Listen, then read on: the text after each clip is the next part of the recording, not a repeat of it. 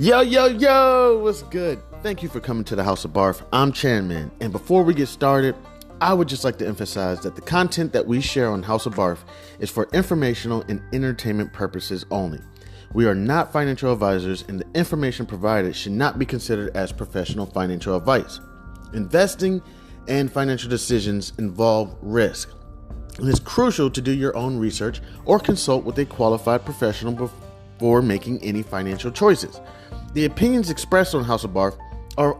are of our own and do not reflect the views of any organizations that we may be affiliated with. Please remember that past performance is not indicative of future results, and the financial landscape can change rapidly. Always conduct thorough due diligence and seek financial advice from a financial advisor tailored to your personal needs and circumstances. By listening to this podcast, you agree that the host and in the future, if we have any guests, are not responsible for any financial decisions you make as a result of the information presented on House of B.a.r.f. Now let's dive into today's episode.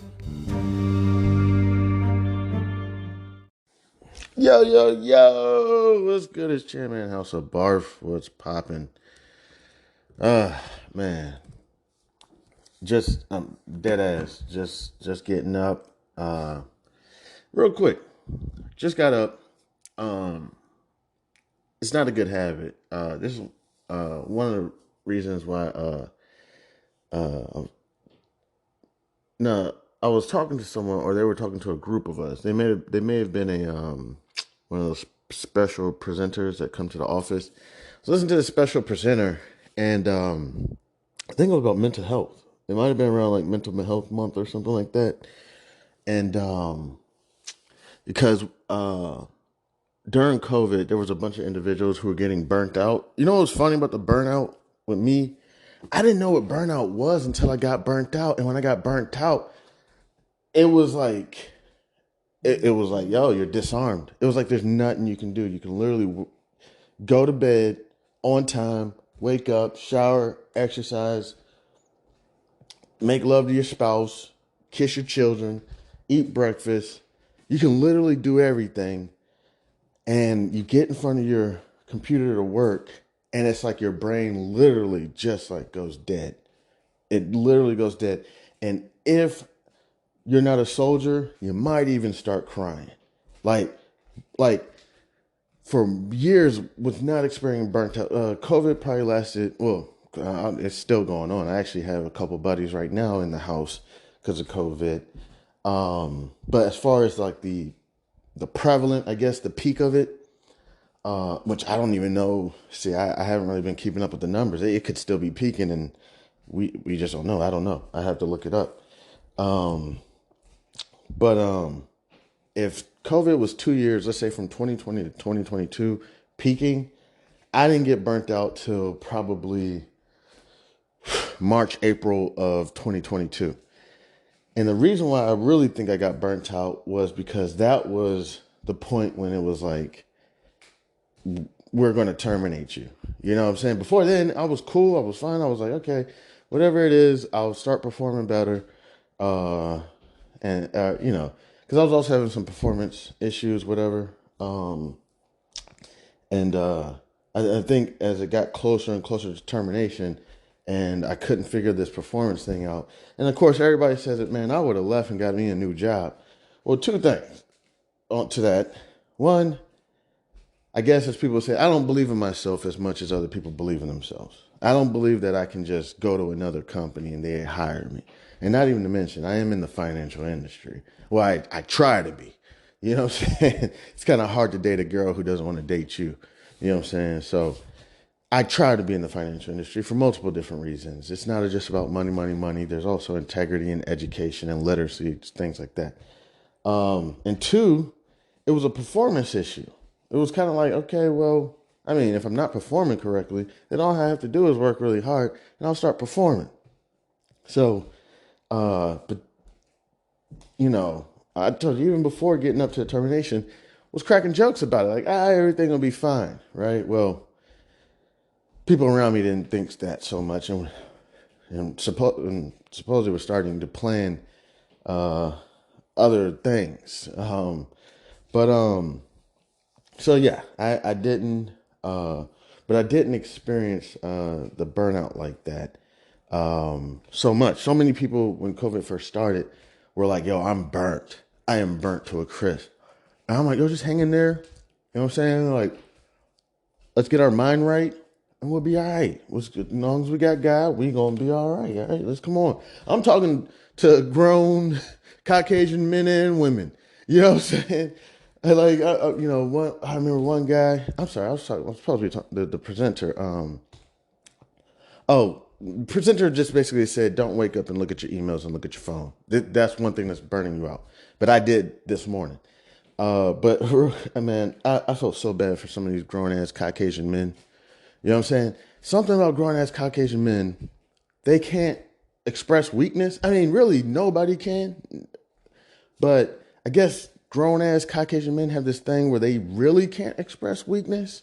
You know what I'm saying? So they will literally damn near do anything that's not weak, like go to little Timmy's baseball game or tell people they're burnt out or express mental illness. And it's kind of like, for me, that's like, what? See, I grew up, as much as people don't want to believe it, I grew up around black people. Or I don't even know what we call it anymore. Negro people, Afro people, whatever you want to call it. Indigenous, androgynous. I don't know. I don't know all the terms. In black culture, testifying is like, that's the culture. I'm not much of a testifier. That's why a lot of black people can't stand my ass. Because everybody else is expressing. It's like, what about you, Chan? What are you going through? I said, man, I ain't shit. I beat off this morning. I feel bad about it. And, it's like, what? I know you got more going on. We hear your stories. It's all over social media. It's all over social media. I'm not on social media. I don't see that shit. It's like, it's like, oh, Chan, you're a loser. Come on, stop it. Move on to this. Then the other person's like, man, I used to be a gangbanger and I shot like 40 niggas in one night. I'm like, damn, brother Jenkins, I sit next to you all the time. And you was a cold, hard killer. I don't know. I don't really got much to talk about anyways. But, so yeah, I grew up around black people where testifying is what we do. I mean, if somebody comes in the house, it's not like, so what happened today at the office, honey? And you know damn well you got terminated. And where you been going for a year? Oh, I just go sit in the parking lots of the mall and wait for the stores to open, and I window shop for a couple hours. And it's like, dude, what are you doing with your life? I'd be confused if I heard somebody do that. Like, no, dog, save the gas, save the time. Tell your wife you got fired. If she gonna leave, she gonna leave. Dude, that's a favor. That's a favor. Shit, you should have got terminated years ago. However, so I just remember in the office, these Caucasian males the only people Caucasian males could talk to are other Caucasian males about this. And I just happened to be around, and it was confusing to me because I'm like, dude, y'all gotta talk. I'm not much of a talker either. I know it's oxymoron. It's like, dude, but you're trying to do this conversation with us, this podcast, and no, that's one reason why I'm doing this. Is because it's like, you know what? So many people have always asked me over the years to just express myself, talk or whatever. And it's like, here. I'll do it on the fucking mic, record it. And if it gets me rich or famous, I'm not trying to say that. That's not what my intention, to become rich or famous. But if I can monetize it, then let's get it. You know what I'm saying? And then you can hear all my thoughts uninterrupted. Because a lot of times when you express your thoughts, there's always like, well, no, I don't think that was true. And I don't think you interpret that correctly. One thing I'll say about myself real quick. I don't know. It's an uncanny thing about me. I'm wrong a lot. I'm not going to say that. But I have a weird sense of being correct. And when I say it's uncanny, it's because it really has no base. I will admit it has no foundation. But it's like, yo, something's not right about that. That's how kind of my thought process works. And it's always gotten me so far. And years later, I'll get a phone call, random phone call. Pick it up. Hello? It's like, yo, Chan, that shit you said about such and such, dude, you were on point. And I was like, for real? And they're like, yeah. And it's like, dude, I don't try to be right. It's this thing They say the stomach is like a middle linebacker on the football field. You know, the quarterback gets all the shine, gets all the light. It's like they're the quarterback, they're the brain of the operation, and then the middle linebacker, they're like the brain as well, but they don't really get the recognition. They're like the quarterback on the court on defense. That's how your stomach is. It's like another brain in your body, except it's in your stomach. So the stomach really gets all the credit for eating, but it doesn't really get any credit for like being your brain. You know what I'm saying? So that's kind of how this is. As people say, trust your gut. Supposedly there's more to that comment than we really realize. So it's just this uncanny, like, yo, now, are there times where I'm wrong and people are like, no, Chan, you're wrong. You're wrong. And I'm like, okay. Now that's when I get to my hard-headed stage where I'm just like, well, man, if I'm wrong, then I'm just going to be wrong about this one because I just don't trust that person. I don't believe in them. I don't believe in this product. I don't believe in this service. And people are like, no, you're wrong. And then I think I'm able to eventually get over the hump and say, you know what, Chan, you were wrong. Now, that's when you depend on, are you still going to go against your gut or go with your gut? Because the only thing that's ever going to happen if something wrong happens, you're always going to say to yourself, I should have went with my gut. So that's a different thing when you finally figure out you're wrong. Unless you did something wrong to somebody, then it's just time to be humble and go to that person and express to them, whether they accept your apology or not, and say, I apologize. I was wrong for that. I recently had a coaching session. It wasn't really a coaching. You know, people want free game. So it wasn't coaching. It was kind of like, hey, why don't you come over? We can bounce ideas off each other. Bullshit, right? Go over there. It didn't turn into that at all. It turned into someone regurgitating all the information that they knew in the world about a topic. And I just had to sit there and be like, oh, yeah, uh-huh. Anytime I would say anything like, hey, you know, there's other ideas out there, it was like immediately just like shut down, shut up.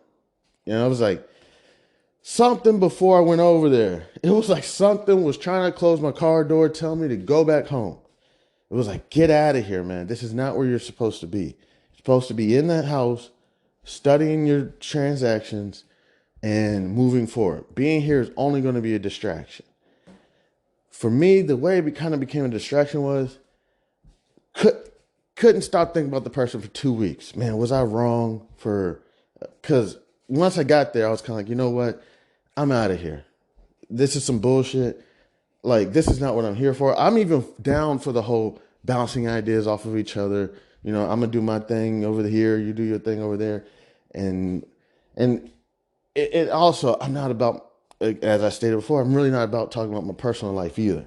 You know what I'm saying? Like, yo, I'm just coming over here. They say, no, we're getting into personal shit and stuff. Man, I'm like, man, dog, I'm not really here for this. You know what I'm saying? Like, okay, you know. But something told me before I went, do not go over there.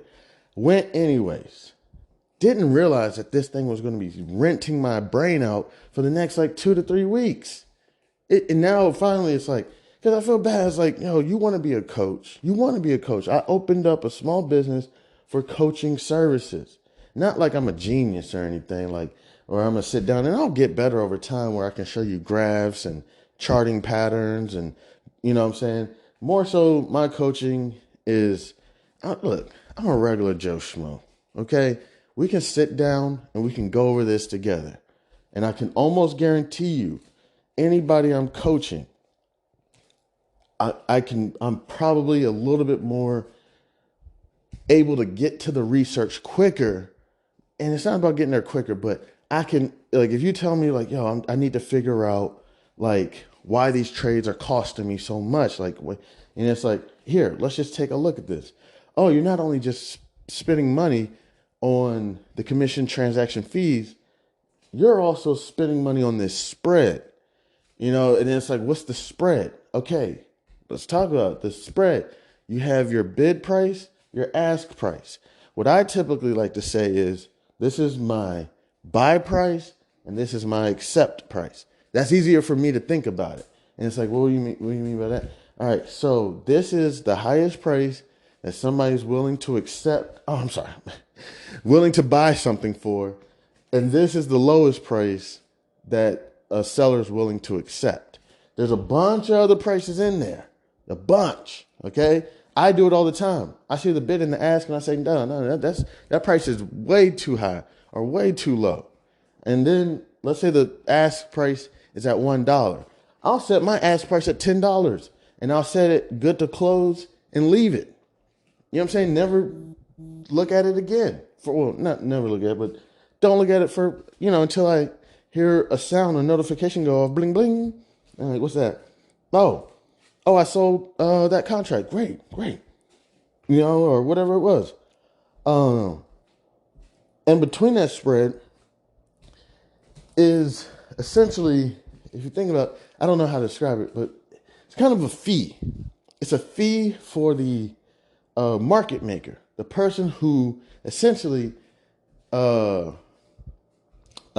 think about this character in Boardwalk Empire. I think his name was Nicky or something. He was like, hey, yeah.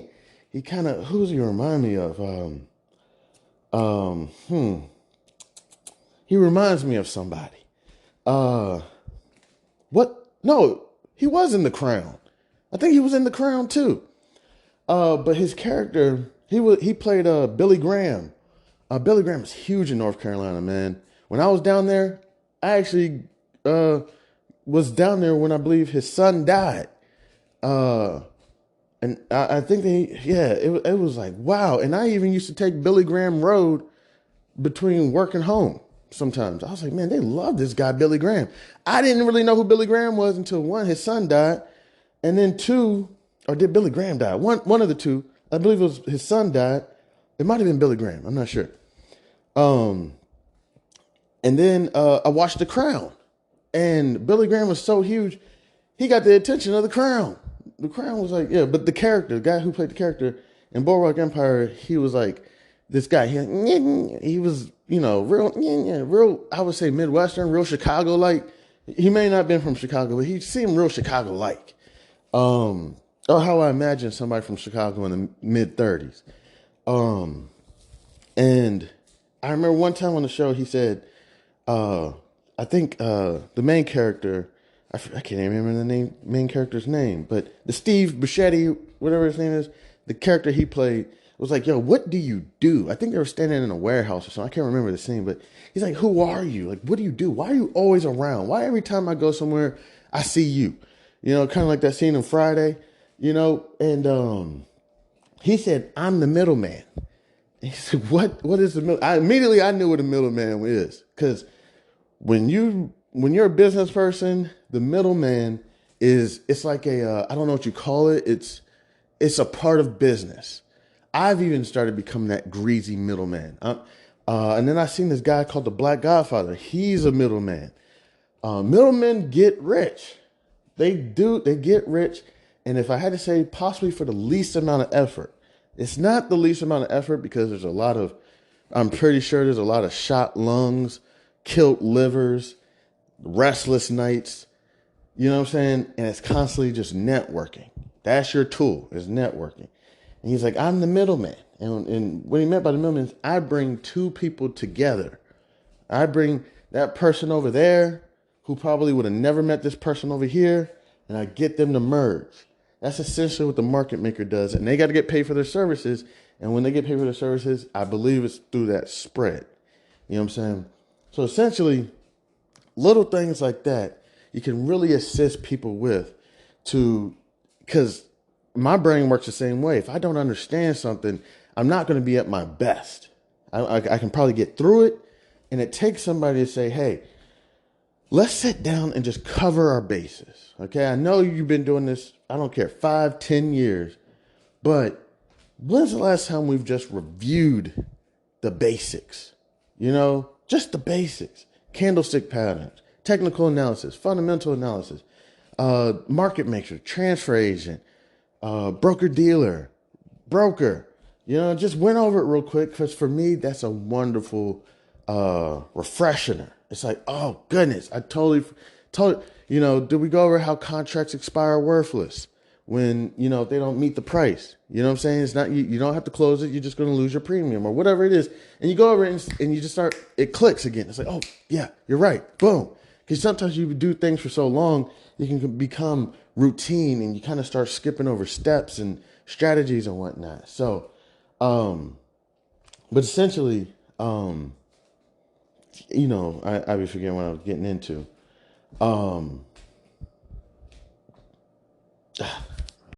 Can't remember what I was touching on, but essentially, with the coaching thing, it was like, it wasn't really coaching. It was supposed to be some teamwork thing or whatever. But essentially, you call me up, just know that it's like, okay, I'm gonna come in and let's touch base. You know what I'm saying? Not to mention, people act like they're the experts, and won't even know the smallest things, such as the bid-ask spread. But regardless, went over, felt like it was not a good time to go over, went against my gut, thought I could just get out of there, roll out, and it'd be over. Little did I know, for the next 2 weeks, 3 weeks, that person was going to be on my mind. Like, was that the way to handle it? You want to be a coach, and this is how you handle shit? It's like, come on. People are going to test you. They're going to test you. People that you know way more than, and people that you know way less than, and people who you know just as much as this individual.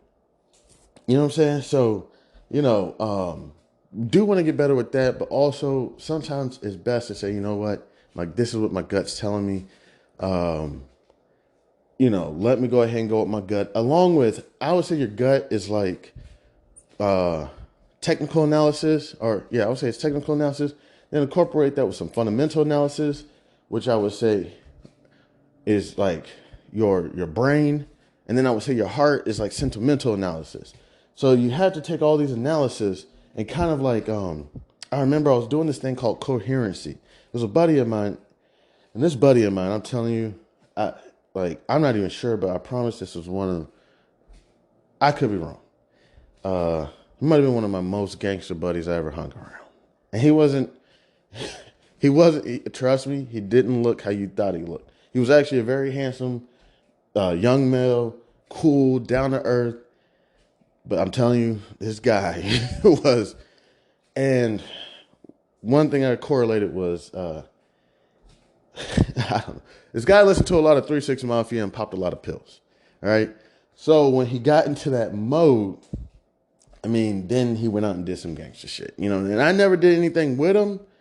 But I believed him. All right. He got me on this thing called coherency.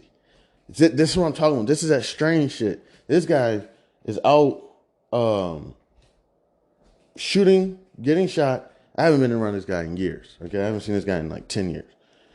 And then when we're cooling, because I think people know that I'm not about that. I don't want to, come off like that or anything like that. I like to come off, I'm college boy. Okay. I'm college boy. That's it. Right. So I don't know. So a lot of people don't bring all that around me. But cooling with my mans, we're chilling. This guy's like, hey, you ever heard of coherency? And I was like, nah, what is it? So this guy pulls out like a lie detector test in his home. Not the big joint, but like he had the joint that you put around your finger. He had the joint you strap around like your heart, the joint you strap to your brain. You know what I'm saying? Hooked it up to his computer. And this got to be like 2006, 7. You know what I'm saying? This is like 13 years ago. This guy has all this in his house. And he plugs it into his computer and it takes like my vitals. And he's like, see, your brain, your heart, and your lungs are not correlated.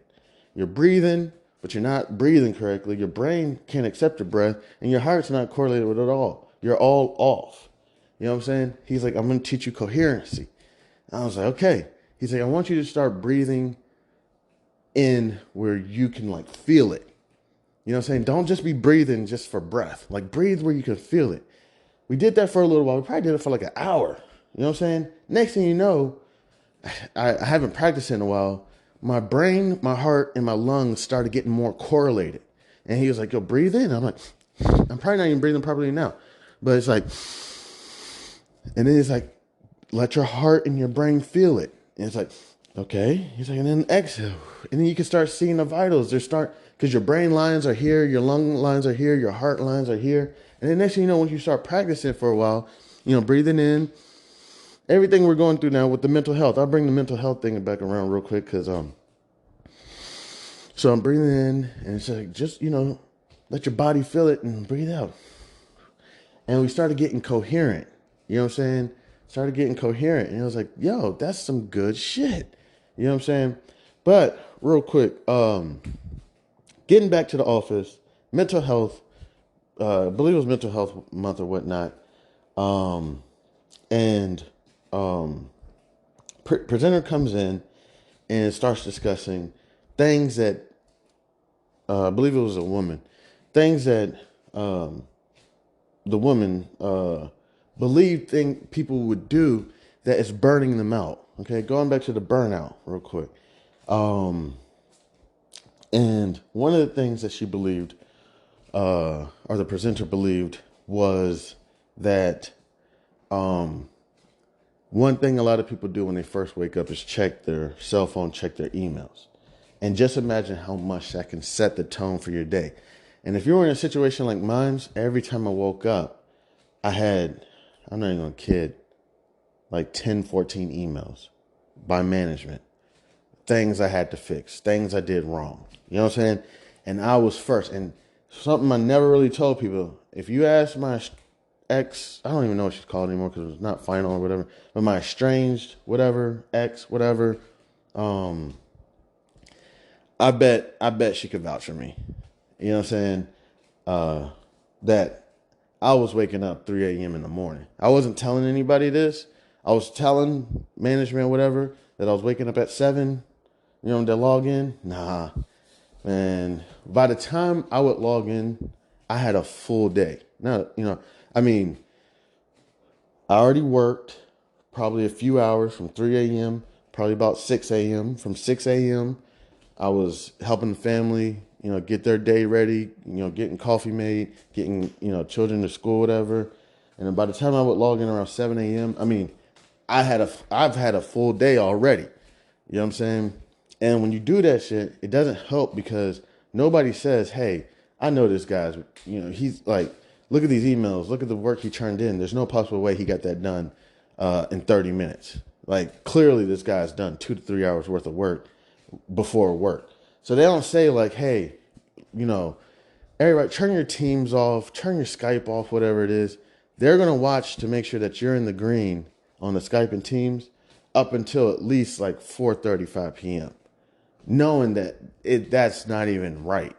I always found this very odd that as grown people, we have to have our green on, or we can only be in the yellow for 15 minutes, and they're tracking all this stuff behind the scenes. They got IT that are seeing, not even if you're in the green or yellow. I'm pretty sure that's very basic.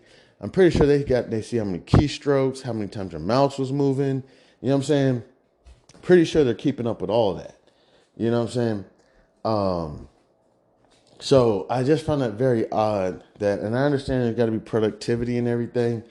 We got to make sure that our employees are working and we're not just paying them for nothing. But I always found that very odd. I'm like, okay, so we're not moving forward. We're moving backwards. We're creating machines out of these individuals. And eventually we're going to get what we got during COVID, where everybody said, you know what? Why am I going to log in to work for these individuals who I really don't even trust them when I could easily just log into my laptop and just start creating my own business. And trust me, I know there's multiple individuals that did both.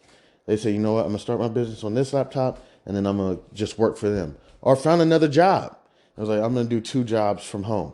You know what I'm saying? Shout out to those people. God bless those people. Hardworking and intelligent enough to work 2 jobs. I mean, that's beast mode. You know what I'm saying? That wasn't me. I could barely hold on to 1 job. But I did it this morning. The ladies basically said, when you wake up, don't just pick up your phone, you know what I'm saying, and whatnot. So even this morning, picked up the phone, looked at it, no messages, nah, it's all good. I'm just messing around. But yeah, so I heard this thing about Andrew Tate. I know. But I heard this thing about Andrew Tate. And seriously, I have nothing against Andrew Tate or anything, or Beast Mode, or not Beast Mode, Mr. Beast or anything. It's more so, like I just assume that they like my little children watch them. You know what I'm saying? So I'm like, okay, is this what little children watch? So it's not like I just don't go out of my way to watch it. But Andrew Tate came across my feed this morning, and he said something. I was like, oh, this is why I got to get better at my backtracking. And I've heard other people say it as well. Trust me, there's so many traders out there that are logging their trades, that are backtracking their trades. But real quick, let me see if I can find it real quick. It's not. Why did you get into fighting? I was a chess player. Chess and fighting are remarkably similar. And there's no luck. If you lose, you made a mistake. There's no such thing as a lucky punch. If I'm losing a fight and he hits me with one shot and knocks me out, people go, that's a lucky punch. He's trained his whole life to punch people in the face, and he punched me in the face. You call that lucky? I call that good. Same thing with chess. Brutal self-accountability. If you lose, you made a mistake somewhere. How do you learn that? You have to go back, reflect. You have to watch the game back, play the game back. Where did I make the mistake? You don't blame your opponent. You blame yourself always. Why did you get into... So... I'm not even sure if you're able to hear that because I'm recording on my phone, and then I'm trying to go to YouTube on my phone. But yeah, essentially, I was like, you know what? It was a smack in my face. I was like, dude, you got to learn the Wayback Machine, or I don't even know if it's called the Wayback Machine. That was a tool that I believe we were using in the office. Let me see. So I believe it's onDemand, and I believe it's called also thinkback. So what I'm going to go ahead and do is I'm going to take some time out. Maybe not right now. It's approximately 8:50 a.m. Eastern Standard Time, December 29th, 2023. How many days are in December? Okay, 31. Okay, cool. So I got a couple days before got to start partying again. Great. I see my balance. I saw it yesterday, but just want to make sure it's okay. See my balance. So now my question is, so my balance is back up because they put the premium in there, but the position I'm in is down. What does that mean? Like if I sold, does it just take away right now I'm down about $55. I was down like 80 yesterday, but this morning it looks like I'm down about $55. So if I close the position, does it just account it as, okay, he got $2,000, or he got $20 for selling the contract. He got a $2,000 $20 loss on the trade. We could just close it out, and it's not going to pull from my balance. Like now my balance goes back down. Like, damn, I thought it would just leveled out. So I don't even want to experiment with it. I'm going to go to my paper trading and experiment with it. Essentially, again, if I didn't explain it correctly. So current price of a underlying ABC, in this case it's MRO, Marathon Oil, is trading at $25. I sell a contract saying that I'll buy it for $45 for $2,000 or $20. Sell the contract. So now I have the underlying at 45. I received $20, and each contract is worth 100 contracts. I received the $20 per contract. If, let's say, for example, I received the contract, the $20, and then my underlying now is down $20, could I just close the position and it'd be zero? Or if I close the position, is it going to reflect on my balance now? You know what I'm saying? So that's just one thing. But you know what? Selling puts is a bullish move. So let me just go ahead and just play it safe. I sold a contract yesterday for $35. So what I'm going to do is sell puts. I'm going to get as close to the market price. So right now my cost basis is $45. I'm selling a $35 contract That should bring me down to about $40. Then I'll sell like a $20 contract. That should bring me down to about $25, not 25, probably $30. And the underlying market price is at $25 right now. Well, approximately. Markets haven't opened yet. So I'll be at approximately, let's say $30. Underlying's at $25. That's $5 per share. By then I should have 300. So it'll be $5 per 300. I'll be down approximately about 1,500 or $15. At the same time, I've collected premiums. And then now it's just going to be a waiting game to see if the stock price can start meeting my trade price. And at the same time, I'm going to be selling contracts on the on the call side, to anybody that's like, hey, who wants to get this for $35? Okay, fine. Who wants it for $32.50? Okay, fine. And as much as I'm making it seem like it's that easy,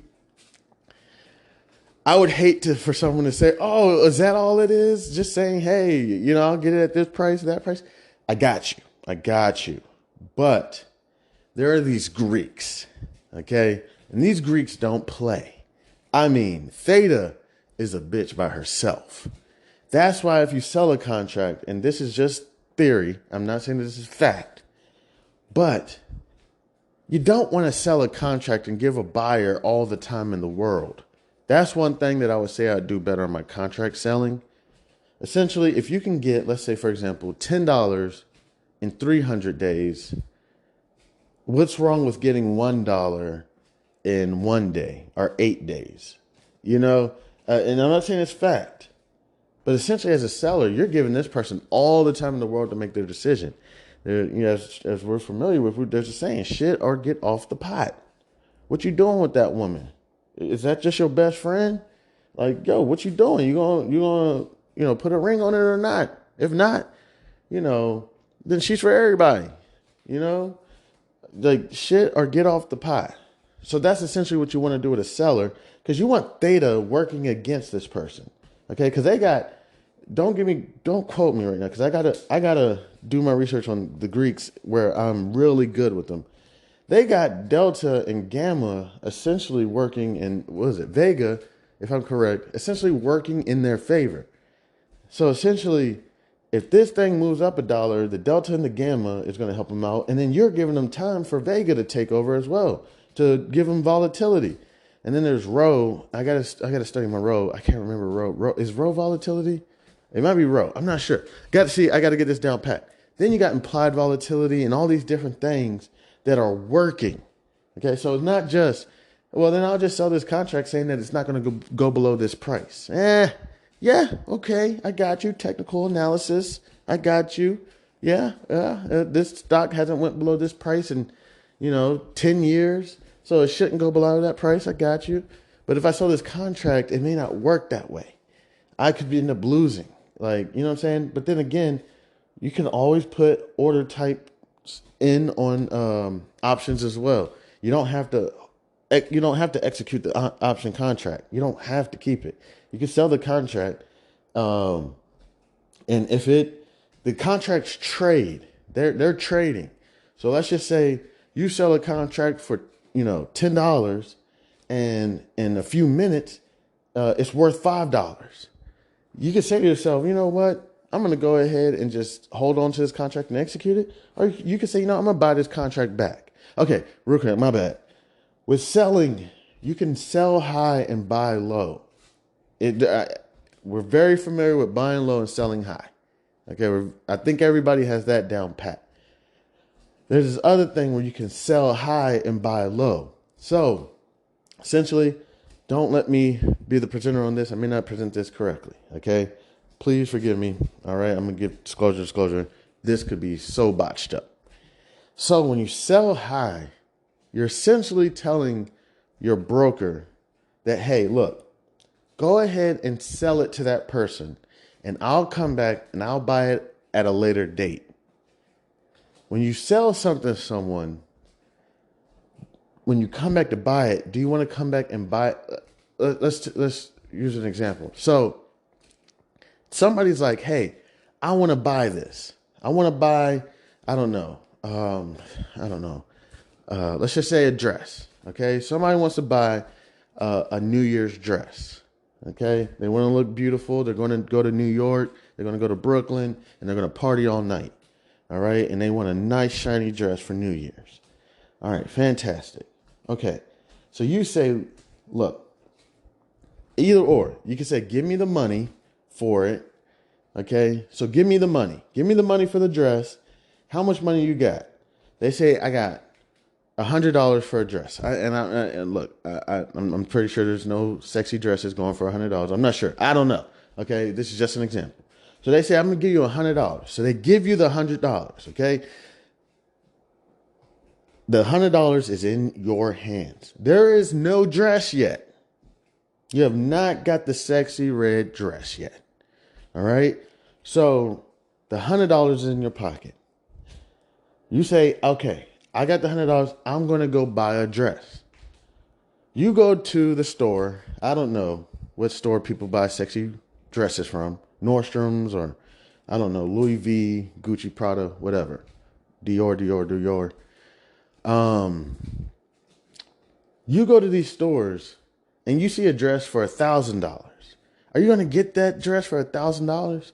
It's like, no, you sold this dress or you received $100. Now you could get that dress for $1,000. And what could you say to yourself? Well, I got a $100 discount on a $1,000 dress. Yeah, but you had to put up $900. And that's a good approach. That's a good approach. I got a discount on a $1,000 dress. This person gave me $100. I put up $900. We got a $1,000 dress. They're going to be excited. Or you could try to find a dress that's less than $100. And not only less than $100, you also have to remember that you spent your time, your gas, you know what I'm saying, your energy. So you're going to look for something a little bit less than $100. You're going to look for something maybe worth, depending on your efforts. So if I sold a dress for $100 and let's just say I went, home, I'm chilling at home, you know what I'm saying? I'm eating, watching TV, and I get the phone call from my man or something that's like, hey, I heard you were looking for a dress. Can I stop by and go and sell you a dress? I may be looking for a $90 dress because I put in no effort. I just really just want to cover any gas expenses, anything. Now let's say I had to go to 3 different stores to find the perfect outfit. Now I'm going to be looking for a dress that's probably worth like $5 or $50 or something. You know what I'm saying? Because I had to put a lot more into it. So when I put the order types in on the option trades, if it goes to expiry, then I get to collect the premium. But I could put the order types on the option contract, essentially saying, look, if this thing goes down to a penny, because you can't buy something for free in the market, which makes no fucking sense to me. It doesn't make any sense. You can't buy anything for free in the market. You have to buy it for at least a penny. And I'm like, dude, if it drops down to zero, it drops down to zero. They're like, well, if it drops down to zero, then you should just hold it to expiry. You know what I'm saying? I'm like, but dog, there is a thing called complimentary. There's a thing called free, but that's just the market. You have to buy it back for a penny. So you can let's say you sold a contract, you can put your buyback limit at a penny, and then you can sell your sell stop.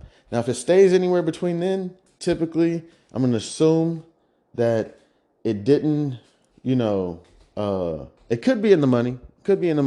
When you sell contracts, you really want them to stay out of the money. So it could be in the money.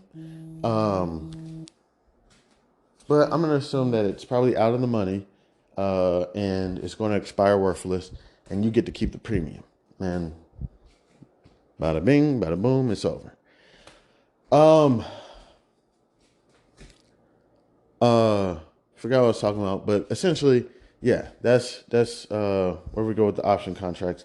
Kind of forgot where I was going towards, but yeah, I'm definitely, one thing I do know I was going to touch on is, I'm definitely going to take some time out. I believe that there's either 2 tools, it looks like is it thinkback? But there is an on-demand tool. I'm going to read up on this on-demand tool, and I can go back in time and go over my trades, because I do truly believe in this game. There is no luck. This is all strategic. It's all strategy. When luck happens, like even if we saw, like, let's say we're watching a football game and we see this running back, it's okay, the thinkback tool. Okay, yes, thinkback. It's under the analyze. Let me see. Let me just hit MRO. Let's see how this tool works. Okay, thinkback. Okay, I'm gonna sit here and I'm gonna figure this out. Man, I got so many bill collectors calling, and they call all day and all night. It's not even a joke. I gotta go handle some of these bills.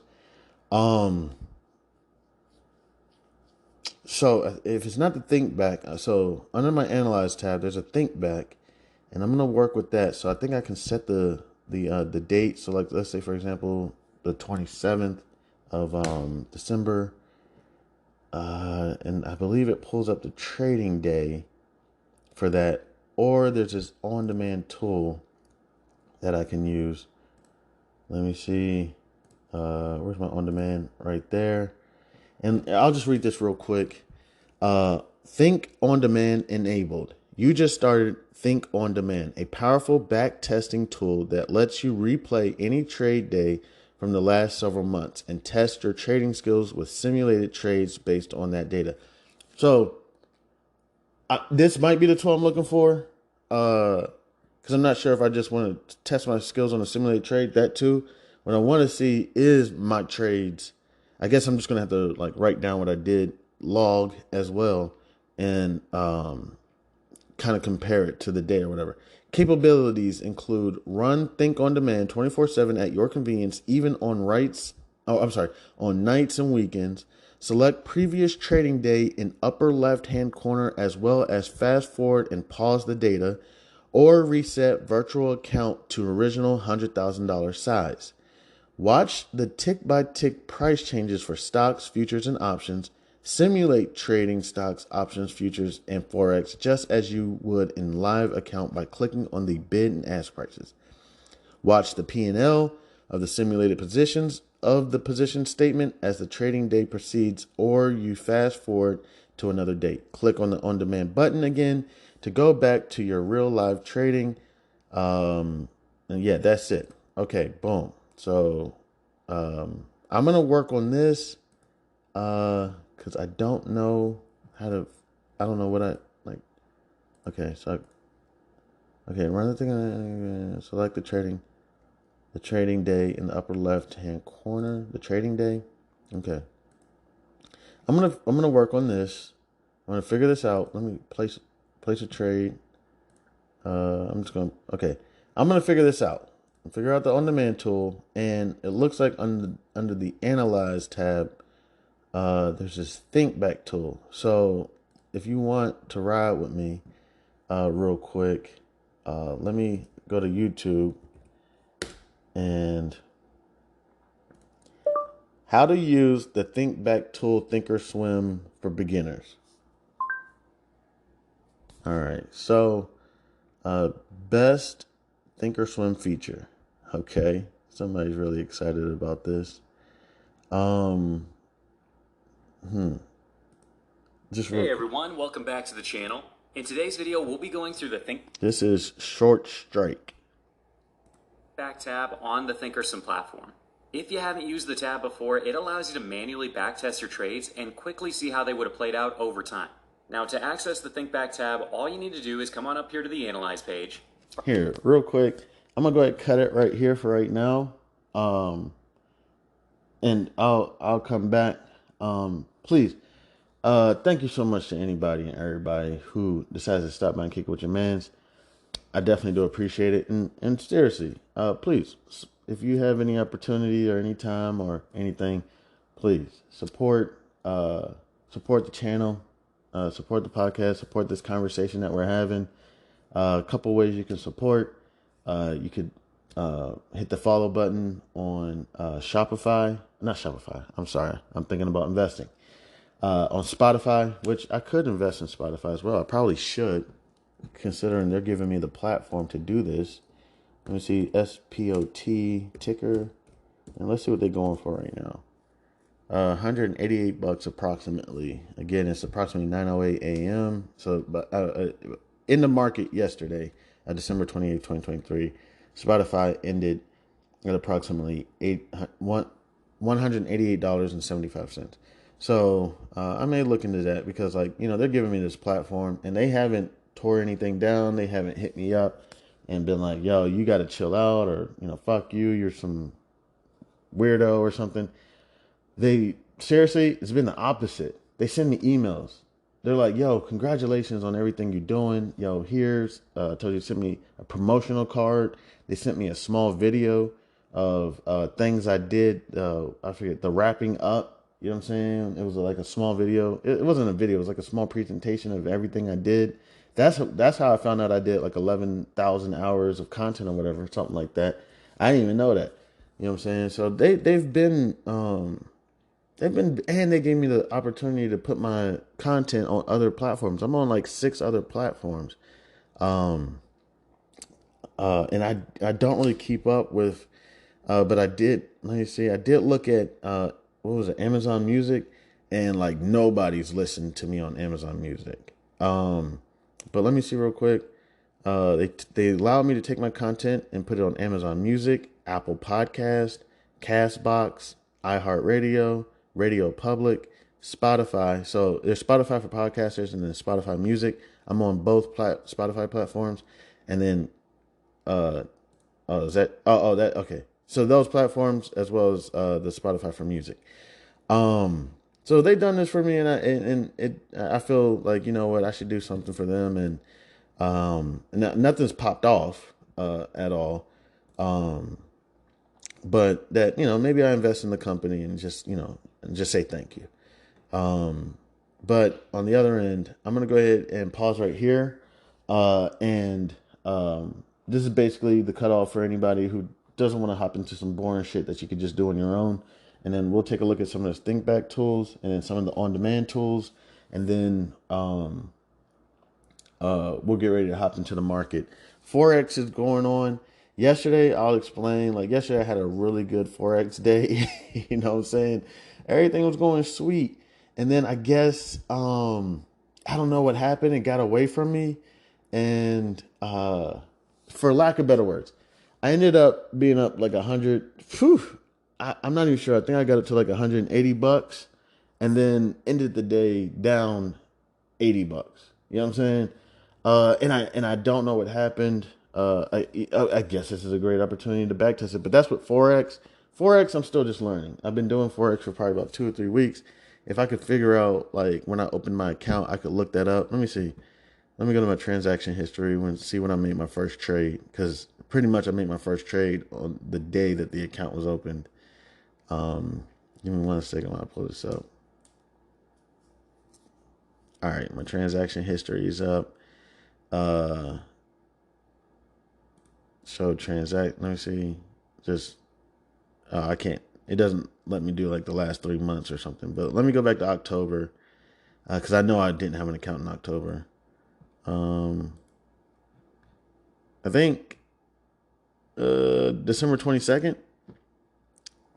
Yeah, I think December 22nd was. I think that was my first day. I'm gonna go to November 1st to December 29th. No. Okay, so let me go to October. I know I definitely. Let me go to October 1st. Show transactions. Okay, my first trade was on November 30th. Oh, actually, it says it. I created the account November 30th at 19:19:49. What's 19? I should know this stuff. I'm around the military people all the time. 13 is 1, 13, 14, 15, 16, 17, 18, 19. So I created this at like 7 p.m. at night on November 30th. Let me see. Is there... Yeah. Okay, cool. So I'm not pressed right now about forex trading. I will start back testing and all this stuff and whatnot. It does look like USD JPY is starting to go up, which is great. I'm down about 200 pips. I was down. I was down like 500. My short positions were doing really well. That's why I kept, making money on the shorts. And then I guess there was a position when the USD JPY shot up, and I guess I was like, here, let me go ahead and close out this short position if this thing is about to shoot up. And I guess that's when I took I don't know, 100 and what would have been, I don't know, I guess a couple $100 loss or something. Because I thought maybe it was going to shoot up, and I was like, let me get rid of this short so that this thing can just ride. And I guess, I was up. If I wasn't up 180, I was up like 170 or something. I got to look back. And ended the day down $80. I don't know. Maybe I got nervous and was like, oh shit, this thing is shooting up. And was like, let me just get out of here. And then I think I even did something where I was like, and then let me add to my long position, see if I can get this thing to shoot up a little quicker. I did find out, one of my buddies hit me up and was like, yo, did you know they got options on Forex? And I didn't know that, but I was like, I'm going to get to that. I'm going to get to it, right? I take things at a slow pace. I'm not in any rush. You know what I'm saying? If there was a rush, it's because right now I'm in some serious binds, and I got Amanda Bynes, and I got to get out. So this is where I'm gonna cut it off for right now, and then I'm gonna come back and we're gonna work on the thinkback and onDemand tool for a little bit before the market opens. It's approximately 9:15 a.m. Eastern Standard Time, December 29th, 2023. I want to say thank you so much to anybody and everybody who decides to stop by, kick it with your mans. I appreciate it. My name is Chanman, and this is House of B.A.R.F. Introducing the Listener Support Program, fueling the future and quality of House of B.A.R.F. Dear loyal listeners, at the House of B.A.R.F., we strive to bring you the most engaging, informative, and entertaining content every day into the world of business, accounting, regulation, and finance. We strive to provide you with expert knowledge, practical tips, and thought-provoking discussions to help you excel in your financial endeavors. We are dedicated to fostering meaningful conversations, sharing valuable insights, and creating a community of like-minded individuals who are passionate about business, accounting, regulation, and finance. Producing high-quality content requires dedication, resources, and effort from a talented team of one, me, but in the future, hopefully I'll have a team. That's why we are excited to introduce our Listener Support Program. This initiative allows you, our cherished audience members, to play a pivotal role in shaping the future and the content and assuring House of B.A.R.F's sustainability. In the future, becoming a supporter, you will be able to enjoy a range of exclusive benefits. Benefits that I'm hoping to be able to bring eventually: early access to episodes, access to episodes that are not, public, that are not accessible to everyone, possibly even create better content. And then all those mistakes I make, maybe I'll put them in a separate episode. You'll be able to get some behind the scenes stuff, and other exclusive things such as merchandise. Possibly I have a children's book coming out, may be able to offer that. Your support goes directly towards enhancing the quality of our content, expanding our reach, our research, and investing in new resources and technology to bring you even better experiences. Your contribution will help us continue to deliver thought-provoking discussions, captivating stories, and insightful I didn't mean to say that. Maybe in the future, may possibly interview someone that will keep you engaged and inspired. Join us in shaping the future of House of B.A.R.F. by becoming a supporter today. Your generosity empowers us to keep our conversations alive and ensures that we can contribute to provide valuable content to audiences around the United States and hopefully in the future of the world. To support us, simply visit podcasters.spotify.com. Then you can get to House of B.A.R.F. Also, it is on Spotify. And support this podcast and become a supporter and choose a membership tier that aligns with your preferences. Every contribution, no matter how small or how big, makes a meaningful impact and is deeply appreciated. Thank you for being an essential part of our journey. With your support, we can reach new heights and create content that truly resonates with you, our incredible listeners. God bless. Happy listening. I'm Chanman. This is House of B.A.R.F. Again, if you would like, you can visit podcasters.spotify.com/pod/show/Chan-man7. And you can go to support this podcast and become a supporter today. Thank you. You can also reach me at c287gph@gmail.com. Thank you again. You have a wonderful day. God bless. Yo, what's good? It's Chairman House of B.A.R.F. Hope everybody's feeling great. It's actually a pretty nice day today. Give me 1 second. All right, so this is for anybody that wants to go down a real boring path of listening to something without being able to see it. Some people on YouTube, I saw them talking about, do you want to create content and you don't want to really like expose yourself like that? They weren't telling me, but it was like a video about going to like this website, video.io or something, create your content, put it here. They'll create a video for you. You know what I'm saying? And then it's like, oh, that's how those videos are made where there's somebody in the background talking. They're like, do you feel this way? Do you not realize that your life is your manifestation? And it's videos of like some guy jogging in the park and some woman, tying her shoelace. That's how those videos are made. It's for people who don't really want to expose themselves, but they want to get like some content out.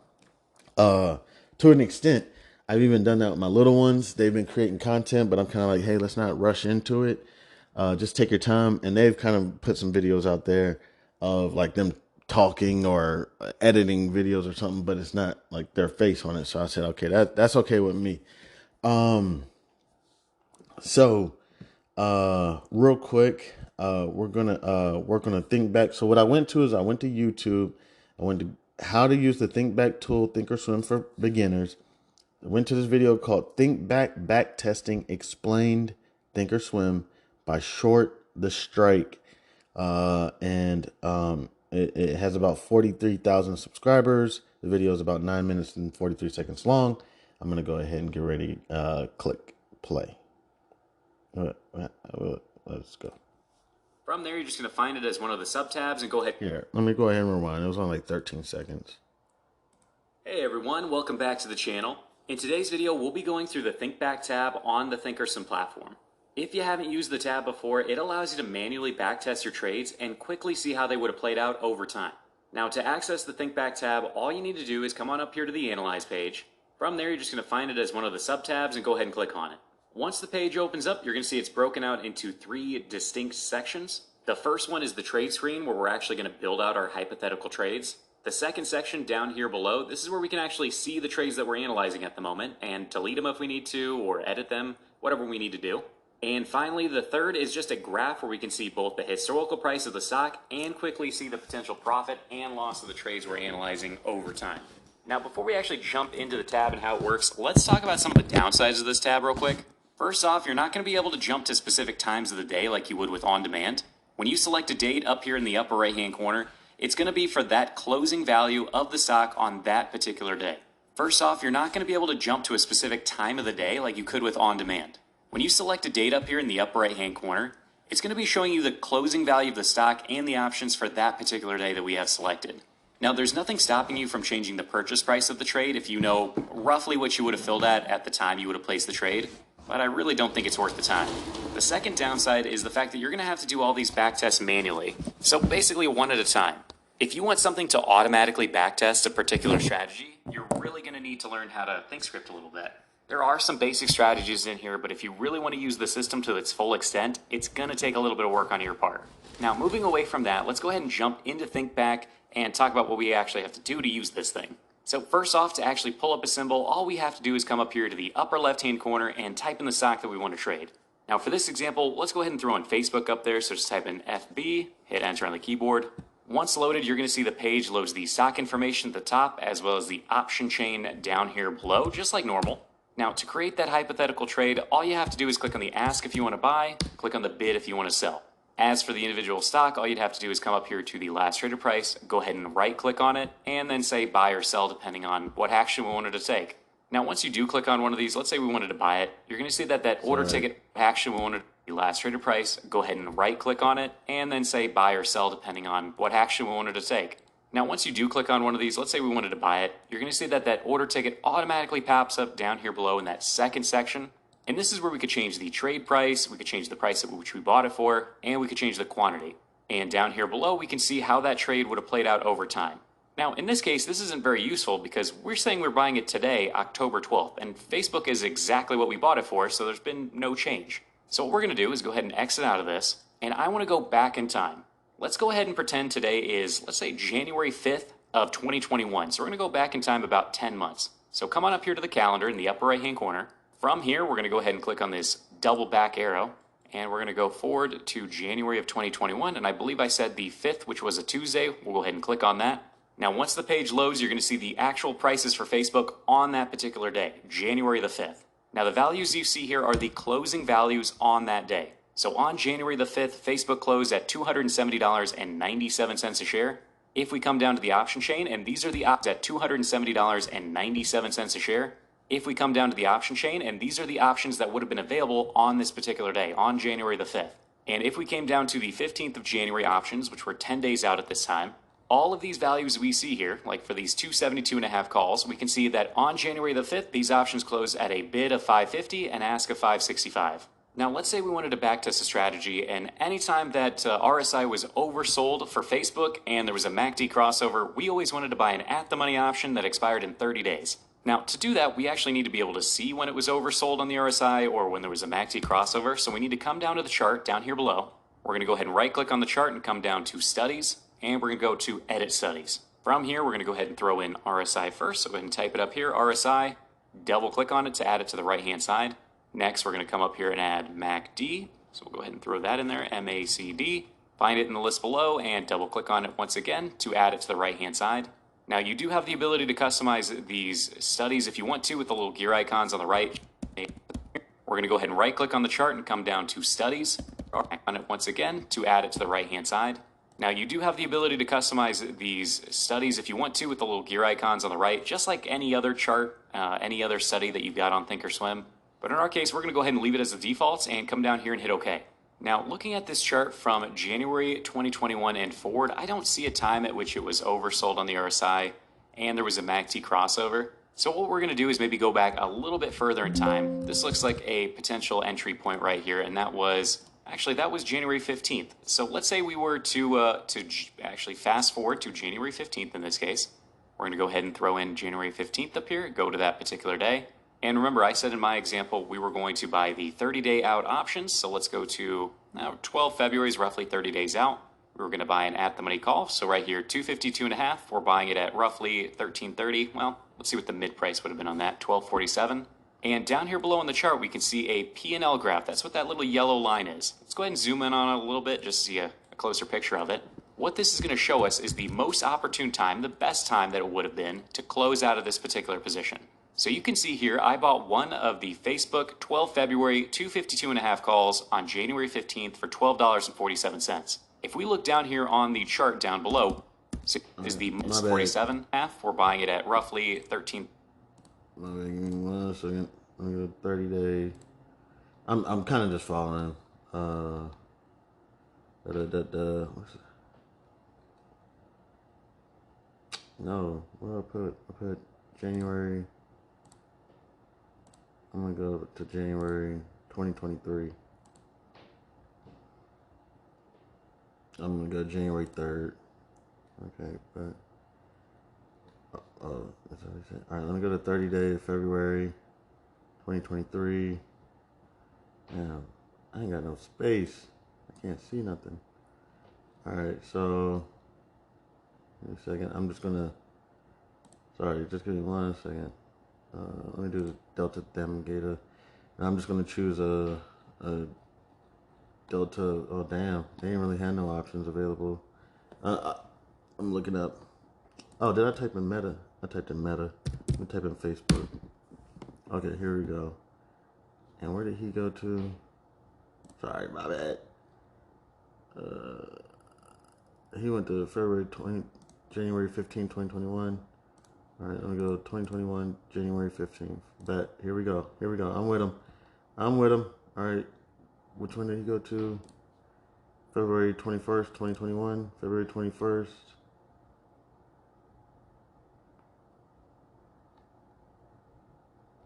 Let's see. He went to February 12th. Okay, February 12th, 2021. Fantastic. Okay, I'm right here. And then what price did he choose? He said he's going to get the strike price 252 at 1330. Let me see. 30. Well, let's see what the mid price would have been on that. 1247. And down here below on the chart, we can see a P&L graph. That's what that little yellow line is. Let's go ahead and zoom in on. Okay, real quick, I'm just tightening up my joint. I'll use it. Oh, so because there's 2 dates, so I guess you just put them both on the same date, January 15th, 2021. All right. My RSI is not popping up. I'm wondering why. I guess because market's not open or something. Alright,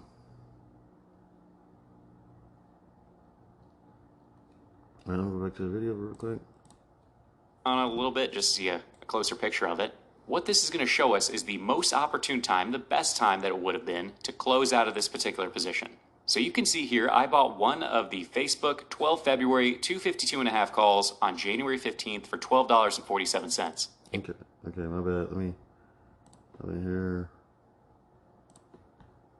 Okay, which one did he get? 252.50 for 12.47. All right. Where's the 252? Gosh darn it. Yeah, 252.50. My joint's not showing 252.50. All right, regardless. You're showing me 250. And it should, oh, because my strikes. My bad. Let me show all strikes. My bad. There we go. All right. All right. 252.50. There it is. All right. And then we got it for, he bought it. Okay. Here we are.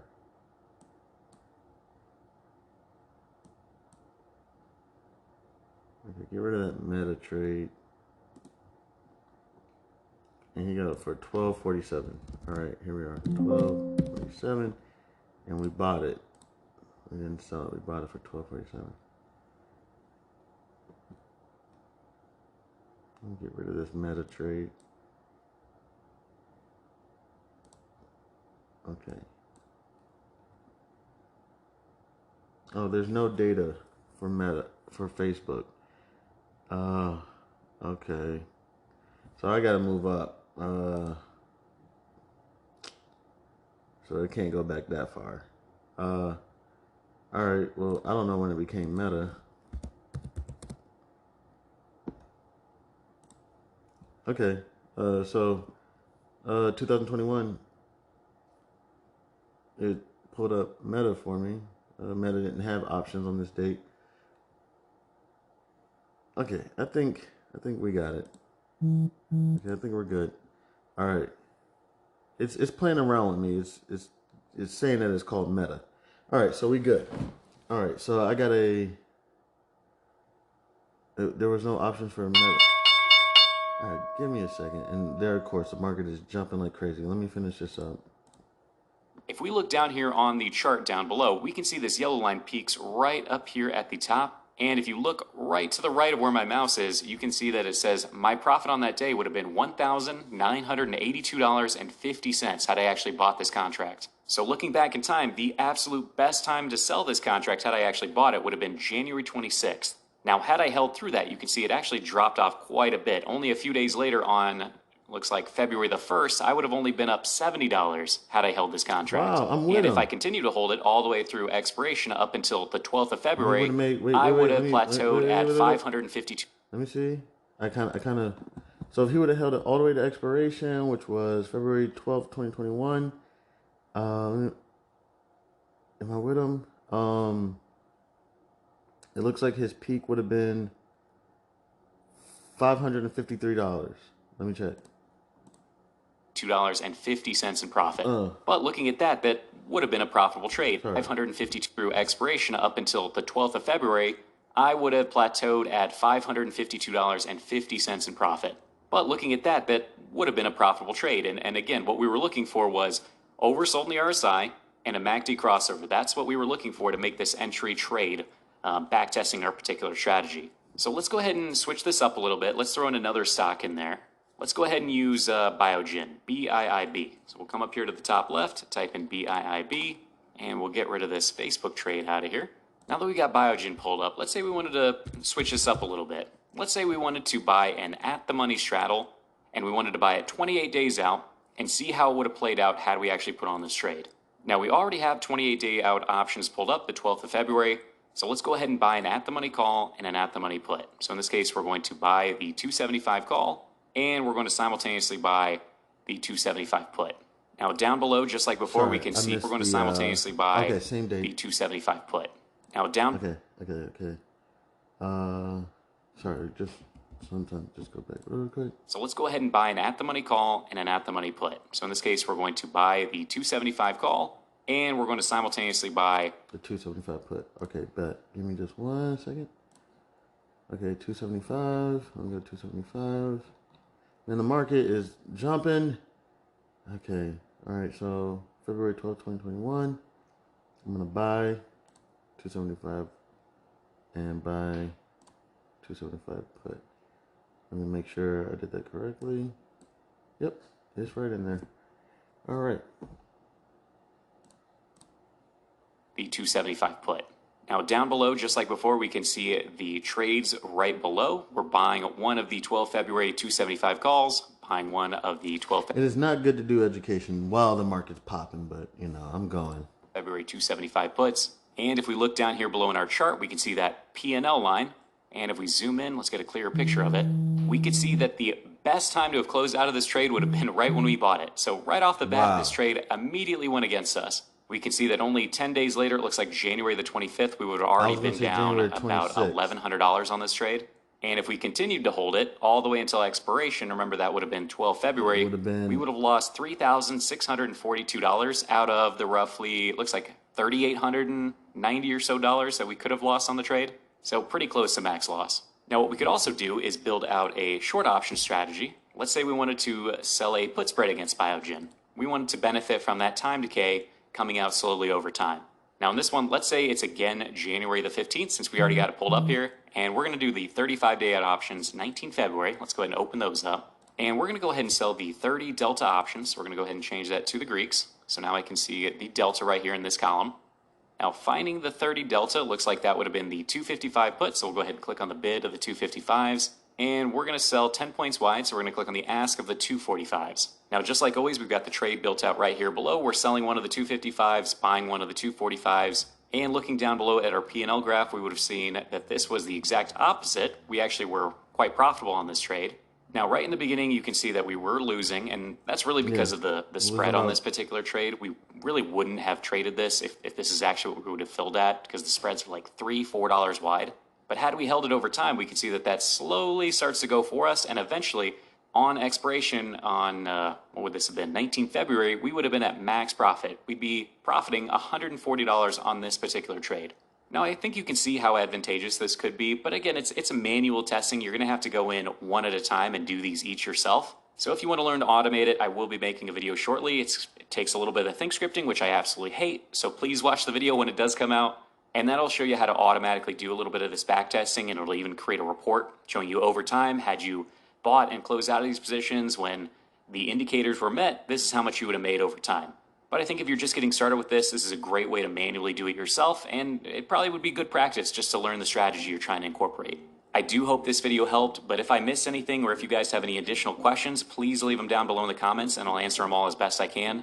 And also list out any video suggestions if there's anything you guys would like me to touch on, whether it be about trading or about thinkorswim in general. But we'll go ahead and wrap it up here. I hope you guys make some money this week, and I'll catch you all in the next video. No, it was really good. It was really good. There's a couple things I did have some questions on. There's a couple different dates. The P&L date, January 15th. Okay. Let me see. What date is this? This is January 28th. So I just want to play around with these dates a little bit. Okay. So, all right. Non-trading on that day. Okay. All right. So, all right, cool. And, all right. So I'm going to move forward. Why is my MACD not showing? MACD. All right. Apply. Add selected. There we go. Apply. Okay. Still not showing. All right. I'll figure that out later. Sorry, I just want to try it one more time. Okay. All right. Is it not enough space? There's not a lot of space on this thing.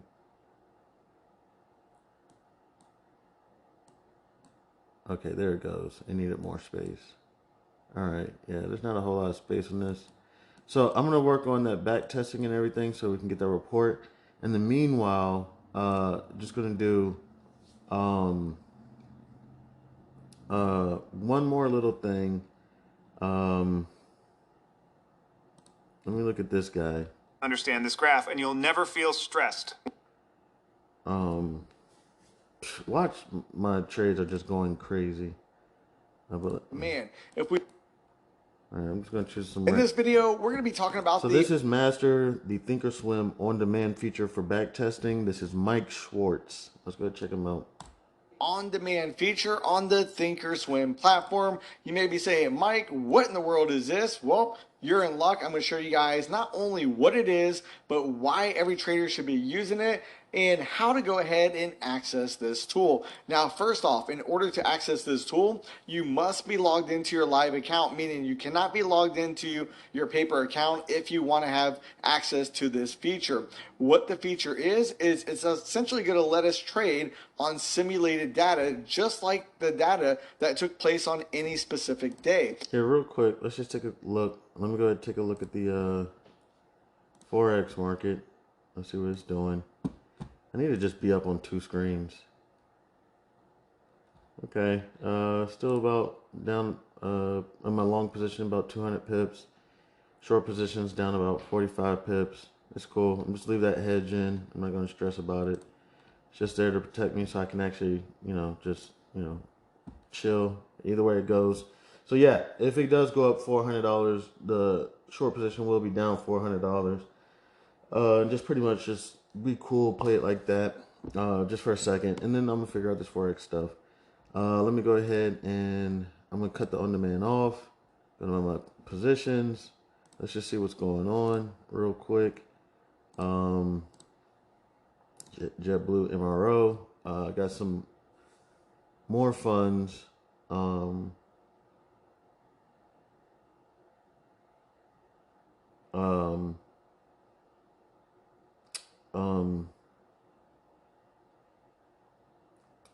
To trade with. So I'm gonna try to sell a couple puts on the MRO. What the hell's happening with my balance? My balance just dropped again. You know what I'm saying? Like, I don't know what is going on. Man, since I went to this new platform, to be honest with you, I really haven't been impressed, man. Like, I had to say, the former brokerage company, I felt like had it a lot more under control. You know what I'm saying? This new broker, I don't know, man. Something about them just got me saying they full of shit. But because now my balance just dropped again. I don't know what they're doing over there. Goodness. Another thing I noticed with the previous broker, when you sold a contract, that money was available. It wasn't in your cash balance and not available. You could literally withdraw it that day. In this new brokerage, you go sell a contract, that money goes into like a pool of, it says like cash. You know what I'm saying? And it's like, yo, the money's not even available. All right. Okay, so I see what they did. They put it in my cash balance. If I'm correct, I think I see what they did. They put it in my cash balance and they updated my cost basis. So my cash balance is showing the cash that I received from selling the contract, but my account balance is reflecting the $20 loss I got on the contract. I don't know if that makes sense, but so now, even though I have a cost basis of $45, and the underlying is at approximately right now is about 9:41 a.m. Eastern Standard Time, is at $24.45. It's reflecting that I'm down $60. Okay, so all right. I think we're getting on the right track. So I sold a put at 35 for $10.50. Right now it's at $10.75. So I'm down approximately about $25, or about, let me see, 2%. I like to say percentages because that works better for my brain. The dollar stuff doesn't really matter to me. You know what I'm saying? Because if you got a trade that's, I don't know, 5 cents, and it jumps up to, I don't know, let's just say like 50 cents, you're going to be down, I don't know what that is, but like 1,000%. I don't know what that is. 5 cents is what a 50 cents is. I'm sorry. How many times can, I don't know. Let's just say like 100% or something. No, it's not going to be 100. It's going to be like 1,000% or something. I can't remember. Let's see.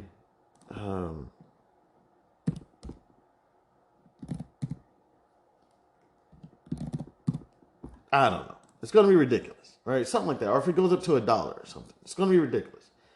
So I look at that and I'm like, yo, I need to manage these percentages, okay? Because if you look at the dollar amount, you're only going to be down a couple dollars, something like that. It's not going to be that much. But the ridiculous part is the percentages. And if you stay on top, in my personal opinion, if I stay on top of my percentages, if you tell me, yo, I made, 10% today, I'm like, yo, that's beast. You tell me that you made, I don't know, $5,000 today, it doesn't really like impress me because, like, let's just say you put up, I don't know, I'm going to use a ridiculous number, $1 million to make $5,000. I would call that mad. But if you told me you put up 5,000 or you put up 50 grand to make 5,000, I say, okay. Was it worth it? And it's like, it was worth it. It was a worth it trade. I say, okay, I got you. So you tell me you make 10%. I say, okay, I got it. That was a good movement. I mean, you don't got to get my props or anything, but so MRO, so they got it. They lowered my account balance, increased, I guess, my cash value, or my option buying power, to reflect the cash that I received. And then it updated my cost basis. So instead of being down like, essentially just right now to make it easier for myself, $2,000, or $20, whatever, is now reflecting the premium, my premium I received on my cost basis is now just showing that I'm only down 2%, which is approximately $60 right now. So go in here, sell this 35 put, which I'm surprised. I thought somebody was going to assign it, but what they're waiting to see is if it goes below, what's 35 minus 1050 is 24.50, and the underlying is at 24.45 right now. Again, it's approximately 9:45 a.m. Eastern Standard Time, December 29th, 2023. So it went below. It's at 24.43 now. So they're kind of just weighing it, like, is it going to really be worth it, or are oil prices? Let's see what the news is talking about. I would be surprised to see the pipeline is essentially going to stop at this point. So that's a pretty confident prediction. And the only issue is, can we get more people back into the office? I play against this trend of a lot of people coming back. When he said pipeline, I was like, is he talking about oil? Play against prevailing tropes. And the prevailing trope is we're going to have a slowdown and they're going to force more people back into the office, because you're going to see headlines that say people who come into the office more often are more likely to get promoted. There's going to be surveys out. The financial press will do this. That's us. And we'll sow that. I tend to think that... Shit. I was going to the office when nobody was there, and I got terminated. Yo, I don't know. Well, I guess a survey is a survey. That, statistics are statistics. You put it on a chart, and you say, okay, well, that person went to the office, got terminated. This person didn't go to the office and got promoted. And this person went to the office, got promoted, and then you put the survey together, the statistics together, and then you come up with all the numbers. You'll see that headline. People who come in more get promoted more. Time now for our final key economic report of the year. We're getting Chicago PMI crossing the tape. Let's get to Rick Santelli in Chicago. Rick. Yes, Sarah. We're expecting a number spot on at 50. A disappointment, 46.9. 46.9. That would be the weakest level going back to just October, when it was 44.0. But in between, and this is the issue, last month's 55.8 was a 1.5-year high. So big reversal there. And of course, we want to pay very close attention to how other PMIs and how some of the data points start to show up next year in January. If I'm correct, that PMI is, here, we can look it up real quick. But I believe it's purchases by big manufacturers. Let me check real quick. What is the PMI report today? Here is information from Trading Economics. Let me see real quick. Manufacturer purchasing, if I'm correct. Let me see. Let me see. What is the PMI report? According to Wikipedia, purchasing managers' indexes are economic indicators derived from monthly surveys of private sector companies. Okay. Purchasing managers. What are PMI reports? Is a survey based. This is S&P is a survey based on indicator of business conditions, which includes individual measures of business output, new orders, employment, costs, selling prices, exports, purchasing activities, supplier performance, backlogs of orders, and inventories of both inputs and... Sorry, it cut off. Goodness gracious. Inputs and finished goods where applicable. The survey asked respondents to report the change in each variable compared to the prior month, noting whether each has risen, improved, fallen, deteriorated, or remained unchanged. All right, so it takes all those indicators. Business conditions, inputs, outputs, new orders, employment, costs, selling prices, all that. And I guess it spits out a number. And I guess that number was what he was just saying, 47.5 or something. I don't know. Let's see if we can go back and, what was it, Trading Economics? What did they say? My read aloud tool isn't working. Normally, I let them do the reading because, I just want people to be able to hear it properly. But let's see. The S&P Global Flash U.S. Manufacturing PMI fell to 48.2 in December 2023. The lowest has been in 4 months, compared to 49.4 in November and the forecast of 49.3. The preliminary estimates showed the reading signaled a sharper deterioration in operating conditions across the goods producing sector due to the contradictions in output, new orders, employment, and stocks, and the purchases, alongside an improvement in vendor performance. Oh man, this is sad. This is sad stuff. This is really sad stuff. What are our leaders doing? And it's not just about leadership. It's even small businesses. They're doing the best they can. People that said, I'm going to go off on my own. And they're small businesses, I'm not sure, but I think I've been hearing they say the Russell 2000 has been doing pretty well. Meaning the small businesses are really holding us afloat. Hence why Maryland just raised their minimum wage to $15. They did it, I'm going to say a couple years ago, but supposedly, like, it went into effect, like, yesterday. Like, I don't know what I'm saying. Real quick. Maryland's minimum wage increase I don't know what I'm saying. According to WBAL-TV, then-Government Larry Hogan vetoed the bill, which the General Assembly overrode. As of January 1, 2022, Maryland's minimum wage increased from $12.20 to $12.50 an hour. Okay. It rose to $13.25 on January 1, 2023, and is scheduled to reach $14 on January 1, 2024. The new year will bring a big change to some Marylanders' paychecks. And I don't even know what that governor's doing anymore. Seriously, I think he's smoking weed or selling it. One of the two. I'm not sure. Don't quote me on that. But I believe that he opened up a dispensary. Let's just Google to see if that's true, because I don't want to be out there putting out schmut. Did former Governor Larry Hogan open up a dispensary?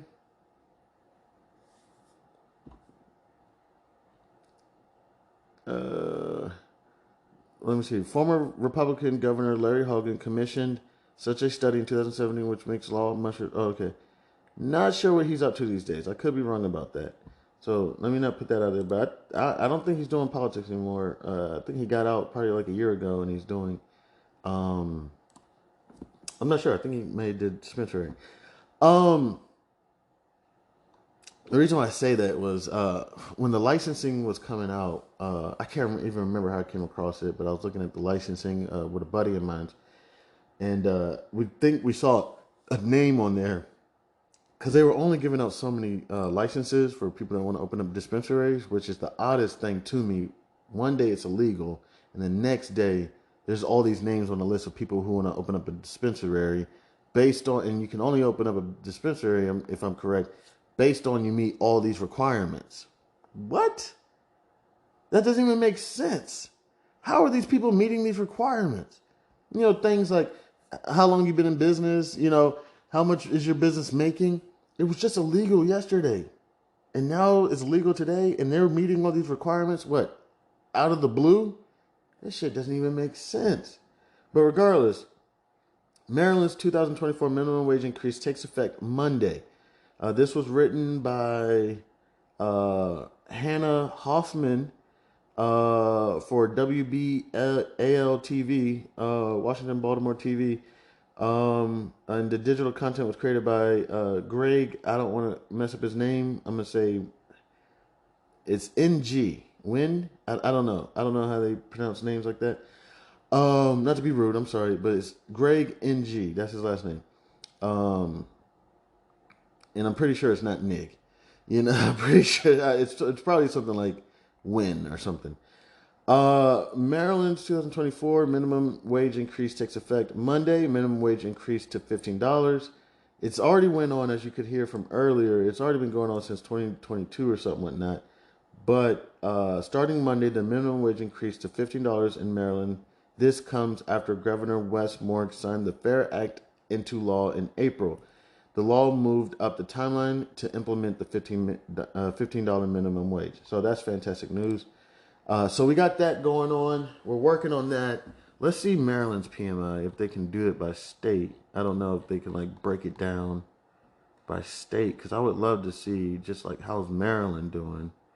I don't know if they break the manufacturing PMI does that, but that's sad news. That's really sad news to see that that companies are not they're not getting the input that they normally get. They're not getting the PMI. So let's compare it to, if I can compare it to, let's say 5 years. I'm going to do a 5-year chart. In 2020, actually, it was lower. It was 38.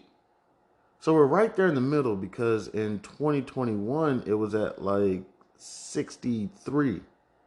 So from that 63, we've come down tremendously. And looking at this chart, if I was to do a quick technical analysis, it doesn't look like it's leveling out. It looks like it's actually ready to do some more descending. Probably down to levels of, you can't even say 45, because it looks like it has a steep kind of steepness to it. So I would say like 40. You know what I'm saying? We're not too far. Now, let me do the 25 year. I just want to see in 25 years where we're at. 25 years, we're pretty flat. Pretty much this is where it stays within this range of about 45 to about 55. So we're kind of in range. But if we could get that, because it has like this steepness about it, if we could get that to kind of level out, we should be okay. So basically, businesses are kind of doing what they've been doing. But it is sad in the short term of what's going on, of how low, especially in the sense that, like, I'm kind of one of the people that the business is kind of pushed out to, I guess, meet their demand and everything, meet their inputs and their outputs and their pricing and everything. It does kind of hurt a little bit. Real quick, let me go ahead. So if I didn't go over it, right now, I am going to put some more trades in. Probably should get ready to get them in now before like the volatility dies off. Essentially probably sell another put on MRO. So I sold the 35 put, $10.50. When I say the cost basis should come down, so I got the cost basis of 45, add 35, divide that by 2, that's 80, divide that by 2. That should bring my cost basis down to about 40.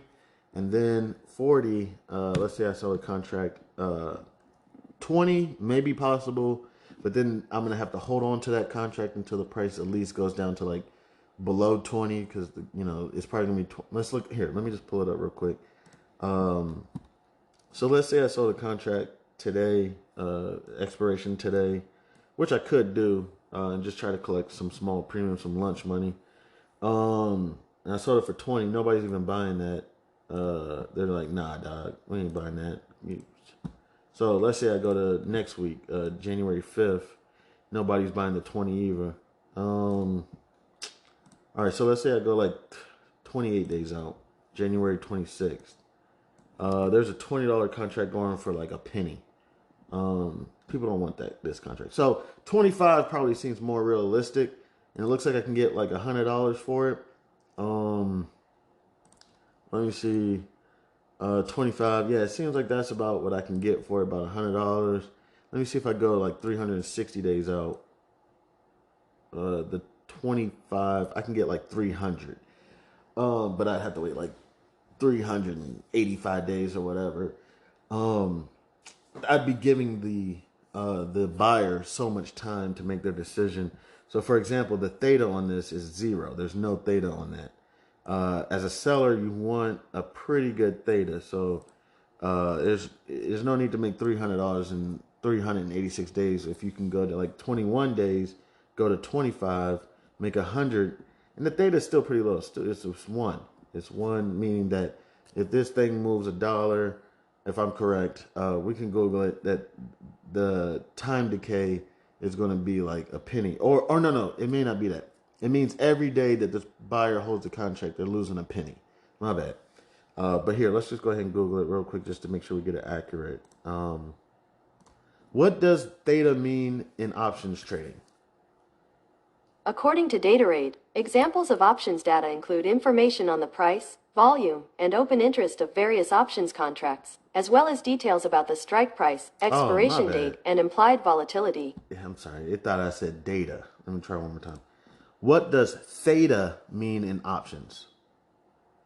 The time decay of. According to Investopedia, the term theta refers to the rate of decline in the value of an option due to the passage of time. It can also be referred to as the time decay of an option. Yeah, so it doesn't matter the fluctuation of the prices or not. Just essentially, you hold this contract every day, you're going to be losing this much.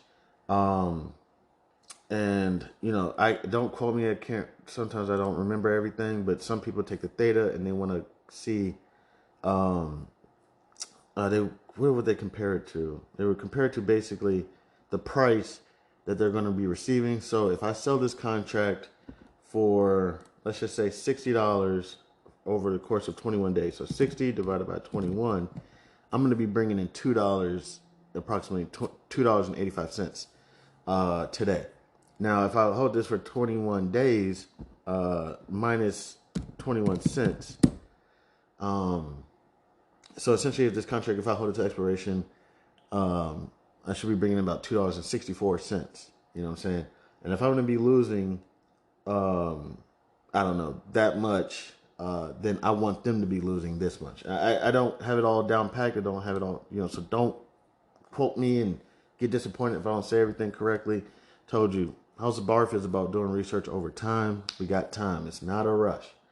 So real quick, this is probably going to be a little bit one of the longer episodes.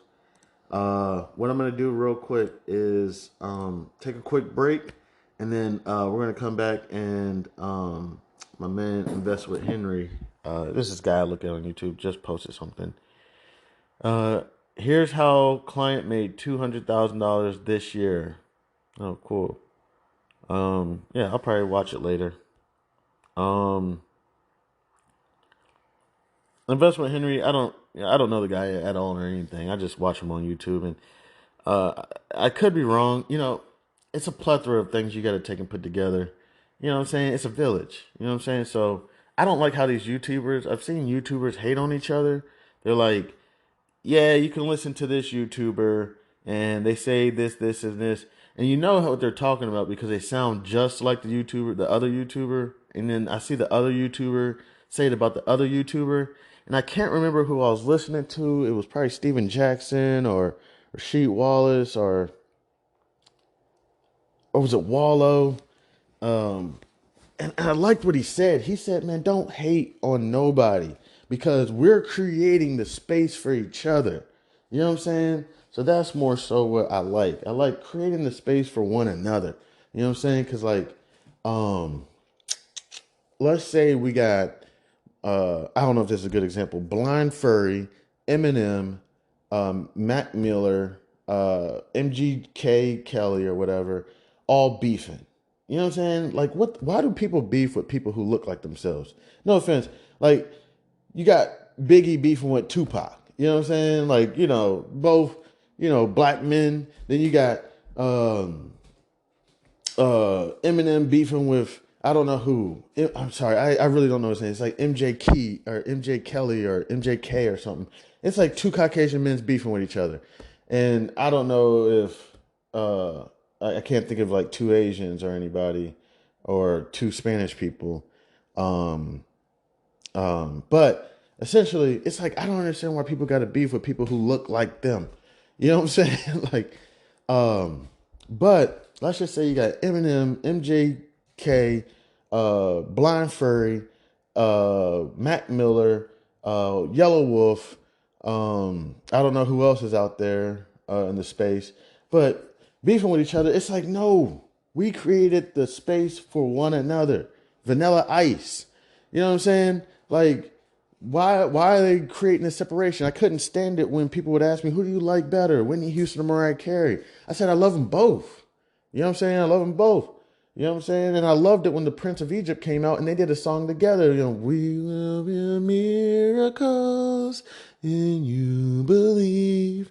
Like I was like, yo, it's beautiful to see. And that's why I when it comes to verses, man, people be like, yo, who you think's going to win this verses? I said, man, we all going to win. When we get to see 50 Cent against Lil Wayne or Fat Joe against, I don't know, who would Fat Joe go against?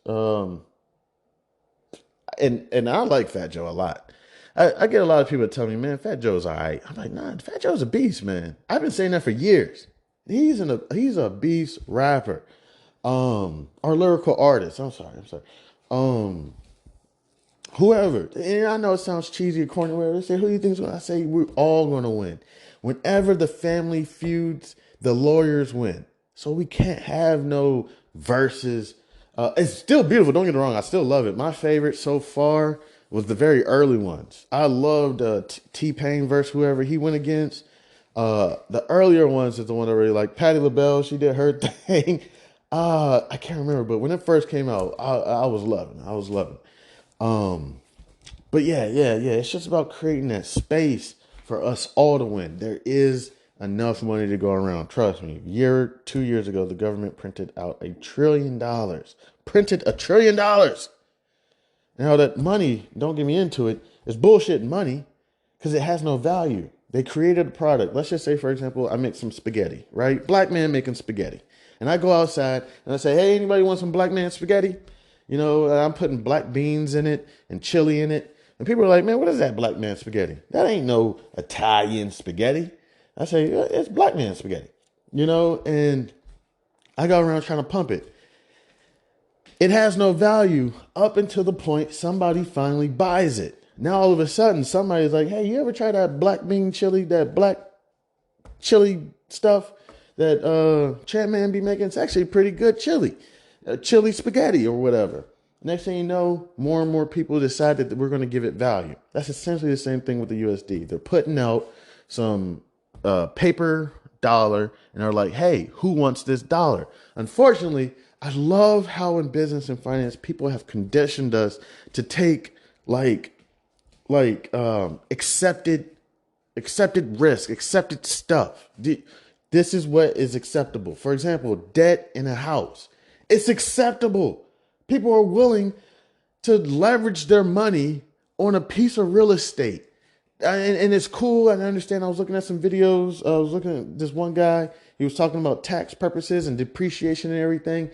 But it's just so amazing to me how people would just take accepted risk, accepted leverage, and don't even think about it. It's like, what are you going to do after high school? Oh, I'm going to go to college, get a job, buy a house, and, you know, put my money in the bank, and even going to the bank. It's just accepted. It's just accepted everywhere.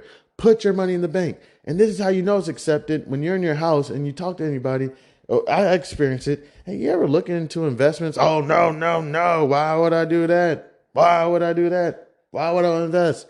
I got 300,000 in the bank. It's like, oh my gosh. And how long have you had this bank account? Since I was 18 years old. And it hasn't moved. It sits there and I love it. And it's like, yo, is that part of your religion or, you know what I'm saying? Or is that like just your belief or something? It's like, no, I'm low conservative and that's how I want to keep it. And I'm teaching my children the same thing. And it's like, I get it. You're probably thinking I'm referring to risk and reward. That's what a lot of people jump to. I get it. I'm not making as much money as I could. It's not so much making as much money as you could. I understand that's where a lot of people are going to jump to is risk versus reward. I probably should just go ahead and do another on that. It's not about that. It's not about risk versus reward. That's not what I'm getting to. And if that's what it is and you're just happy, risk versus reward for me comes into effect when you're making your conscious decision that you're like, hey, I've done well on my investments or whatever. I did good. I'm going to go ahead and I'm just going to chalk it up. I'm going to accept this 5% from the bank or whatever, from the CD and whatever, versus my opportunity. That's when you're weighing opportunity cost and everything, which is essentially taking your principal amongst where you could make the most amount of profit that you know of, or that you can do, and then subtracting it by the decision that you made. Okay, so that's your opportunity. If you're weighing that out, that's risk versus reward. If you're unconsciously just putting your money away in a bank account because you heard your best bud was getting 5% and you said, you know what, I want to get 5% too, and I'm going to tell all my children everything about this, what I get to is more so, I don't even know how to describe it. It's more so like, I don't know, like a lack of education or something like that, because we all know what's about to happen. Now, if I explain it to you as in, this is how you get a lot of people. When you explain it to people as in, then let me do that. Then lend me your money and let me give you 5% a month. You know, when you start, because when you've got to think about it, it's like, it's more so, are you aware that you're being taken advantage of? You know what I'm saying? Are you aware of this? And if you're aware, then it's like, it's okay. Then that's fine. But if you're unaware, like, what do you mean? Like, when I put the money in the bank, this is what's kind of going on. I don't know everything bankers do. Bankers have been banking since the beginning of 1 AD, since the biblical times. That literally, if I'm correct, there was a bank, I believe, established by Jesus that he put, I believe, the Jewish people in charge of. I can't remember the name of that temple. Here, real quick, because whenever you say Jewish people, things get sensitive. And next thing you know, I'm going to see that my channel just got shot down somehow. I'm sorry if that was messed up, but let me, so you can see. What was the name of the temple that Jesus created for the Jews to take care of the finances? According to Wikipedia, Temple Treasury. The Temple Treasury was a storehouse, Hebrew Otsar, first of the tabernacle, then of the Jerusalem temples mentioned in the Hebrew Bible. Okay, so it was called the Treasury. It was called the Treasury. Okay, so way back in the day, if I'm correct, biblical days, there was the Treasury, and if I'm correct, the Jewish people were in charge of this treasury. Hence why to this day, people say dumb comments, such as Jewish people are just really good with their money. A lot of times people don't probably really realize what they're saying, but if I had to say, it's based probably on the biblical days when the Jewish people were running the treasury way back then. And hence why some people probably trust their Jewish financial advisors and don't even really realize why. It was because way back in the biblical days, they were running the treasury. But essentially, I can't remember what I was getting on, but yeah, banking's been going. So I can't think as a banker. I can't be on their level. They've been doing this since forever. However, essentially, what we understand bare minimum is going on is when we place our money into that account, it's not just sitting in a safe. Okay, it's not just like, hey, a safe with Chanman's name written on it. It's like, no, you lend us our money and we'll put in a promise to you that if, when you come back to get it, we're only required to give you 10% of it back. Okay, so based on FDIC rules and whatnot, and people want to be backed by the U.S. government. Okay, I want something that's backed by the U.S. government. I get 5%. But if you start getting into it where you're like, hey, they may be trying to pull the money out of the circulation. They don't want me purchasing assets like gold or precious metals or other assets like maybe possibly even like stocks or cryptocurrencies or whatnot. They don't want me purchasing assets because if I'm purchasing assets, what's that doing against the USD? That's lowering the USD.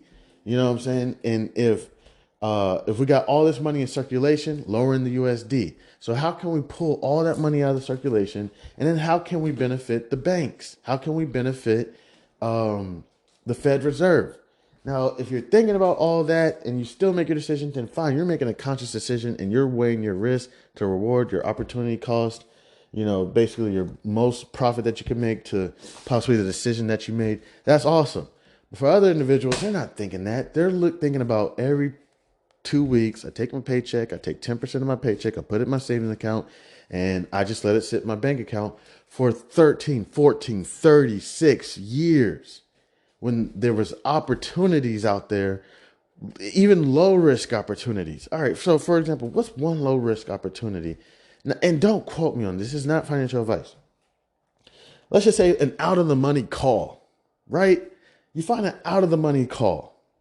You find some small company that got some funeral homes, some semiconductors, some gasoline company, energy company, whatever.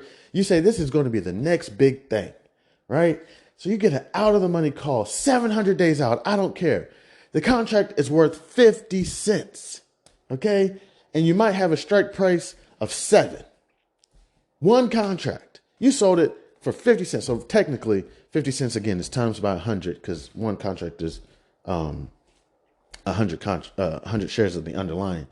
So technically it's $50. You put $50 down on this company and you got the buying power of 100 shares with a strike price of, let's just say something stupid like $5. The company right now is trading at $2 or something, or less than $1 or something. It's trading at 60 cents or $1. Now, I don't know if pennies have options. I got to look that up. No, I think pennies have, there's pennies have options, but not every company. But let's just say they're trading at $1.25 or some shit. You buy a contract 700 days out for $50. That's it.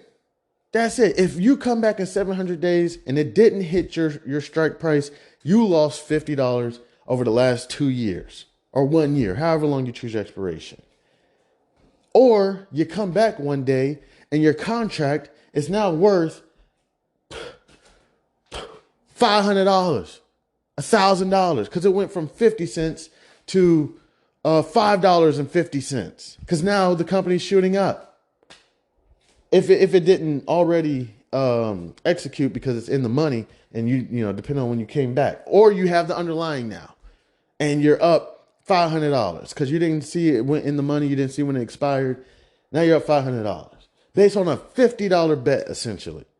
Low risk. That's low risk and opportunity to make some money off your money. Now, no one's saying, well, if I could do that, then let me take $50,000 and do it. No, nobody's saying that. You know? But let me go ahead and take a break right here. And then we're going to come back and I'm going to do some research on onDemand, and then try to get to these markets, because I haven't even paid attention to the markets. All right, so I want to thank everybody who decided that they want to stop by kicking with me. I appreciate it. I'm Chanman. This is House of B.A.R.F.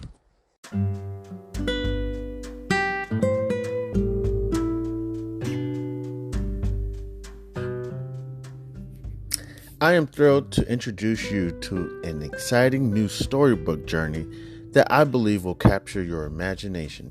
Allow me to present Langston Mankson's Kool-Aid Stand Adventure, a compelling short story that promises to transport you to a world of interest, excitement, and learning.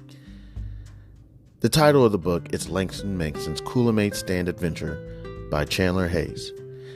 In a world of colorful imagination and captivating stories, a new children's book has emerged to empower our young minds with crucial life lessons, life skills, and financial literacy. Langston Mankson's Kool-Aid Stand Adventure is a cheering short story written by a talented Black author who understands the importance of equipping our youth in the early stages of life with the tools they need to navigate the realm of money, savings, and smart choices. Meet Langston Mankson and his imaginary best friend, Zonky, a pink elephant, two curious souls who embark on an adventure around the vibrant landscape of Wichita, Kansas, where Langston Mankson sets out to accomplish multiple goals and is met with obstacles that he must overcome. Langston Mankson and Zonky discover valuable lessons of talking about finances in the home in order to gain knowledge. Langston Mankson, with a little bit of confidence, the guidance of supportive parents, the help of community members like Mr. Tiller, and his imaginary best friend Zonky, Langston Mankson learns about the value of money and how to save, the importance of making thoughtful spending decisions, the significance of thinking outside the box when met with challenges with money, and the joys of sharing with others. Through relatable experiences and engaging storytelling, young readers are introduced to the fundamental concepts of money, such as earning, saving, and spending responsibly. Langston Mankson set savings goals, teaching children the importance of planning for future needs and dreams.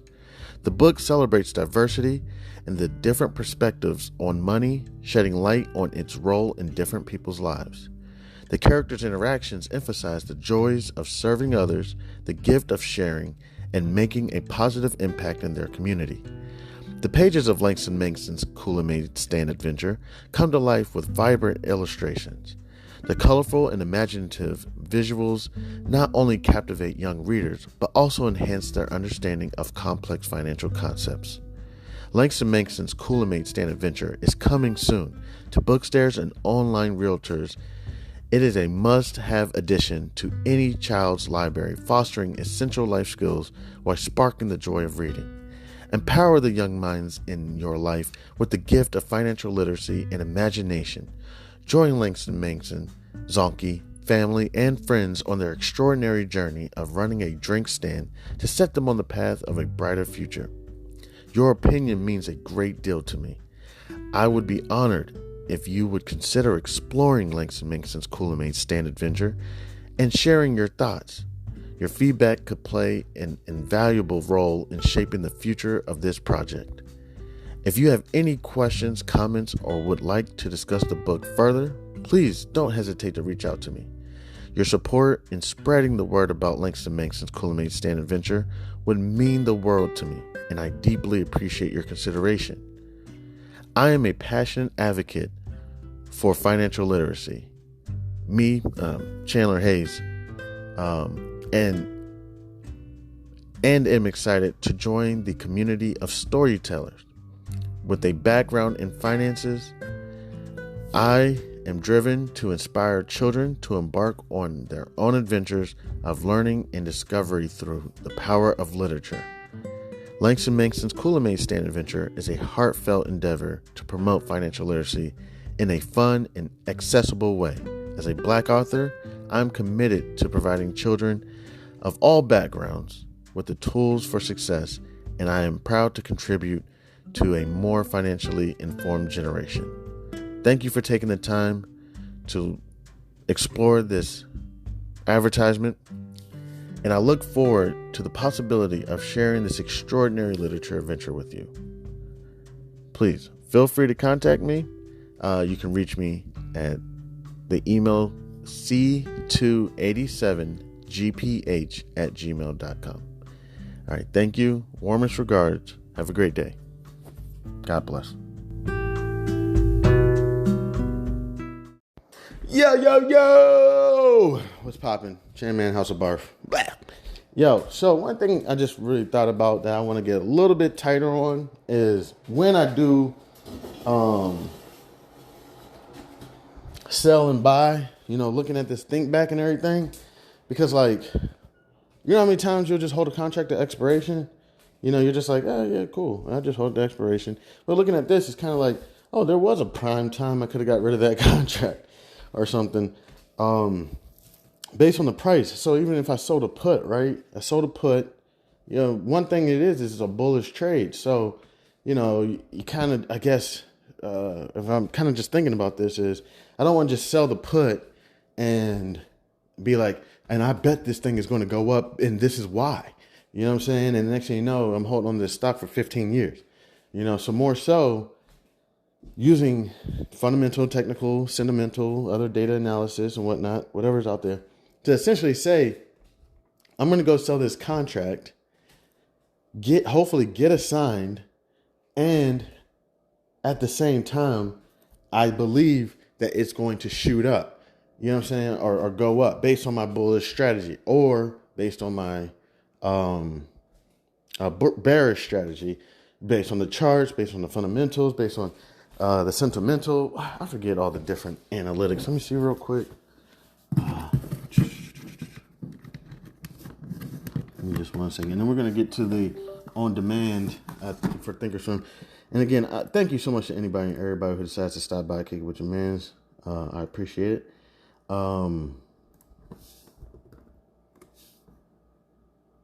What are the different analysis for the stock market?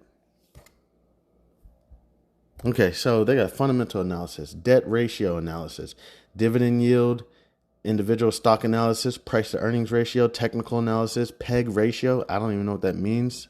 I'm a little offended. Earnings per share, net margins, sentimental analysis, return on equity, financial statements, qualitative analysis.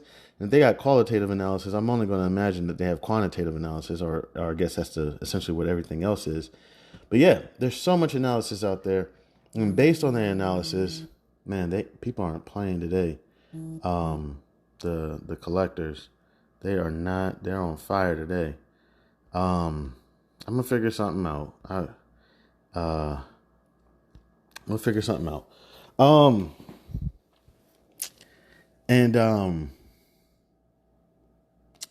Using these different analysis to go with my strategy. You know what I'm saying? Not just, oh man, this is a great company. I know they're going to become worth a lot of money one day, which is cool and all. And your strategy may work out, but it's also the time frame. Kind of like, again, talking about, oh man, I know Paramount, and they take up all my voicemail space. That's the other thing. And so when people call me and they're like, yo, you need to clear your voice box out. And I'm like, what are you talking about? Like, nobody calls me. Well, my debt collectors call me and they leave voicemails, and they fill my box up. Take it easy. So regardless, just because, yeah, again, let's say we're talking about Paramount and it's like, oh, yeah, Paramount, Apple, they're going to get together and they're going to try to do something fantastic. You know what I'm saying? And, let's say the Microsoft Activision thing or what was it, Activision or Active Blizzard, whatever. I don't even know if that's done yet. Are they still going to overturn the 2020 election, including his role in the January 6th attack on the Capitol. And large waves are hitting the California coastline, with some swells reaching 15 to... So I guess Maine just restricted the former president from his name being on the ballot based on his January 6th. If that was me, dog, I'd be below the jail right now for conspiracy. Like, it's so amazing what being powerful can get you. Let me see real quick. Is the Microsoft Active Blizzard deal done? According to CNET, the biggest gaming news of the year came on Friday the 13th, when Microsoft's $69 billion acquisition of gaming studio Activision Blizzard finally closed, with the Mammoth Gaming Studio joining the Xbox team along with popular franchises Call of Duty, Overwatch, and World of Warcraft. Okay, so yeah, it was done back in October 2023. But that deal started, I believe, like a year prior, 2 years, I don't want to say two, but like a year prior. And then they had some FTC issues with them becoming basically, I don't know, like a conglomerate or a monopoly or something, with them being too big. Take-Two and I guess Zynga wasn't big enough to compete with. And then not to mention Nintendo and Sony. I guess this merger between Microsoft and Activision Blizzard would have just, I guess, demolished the competition.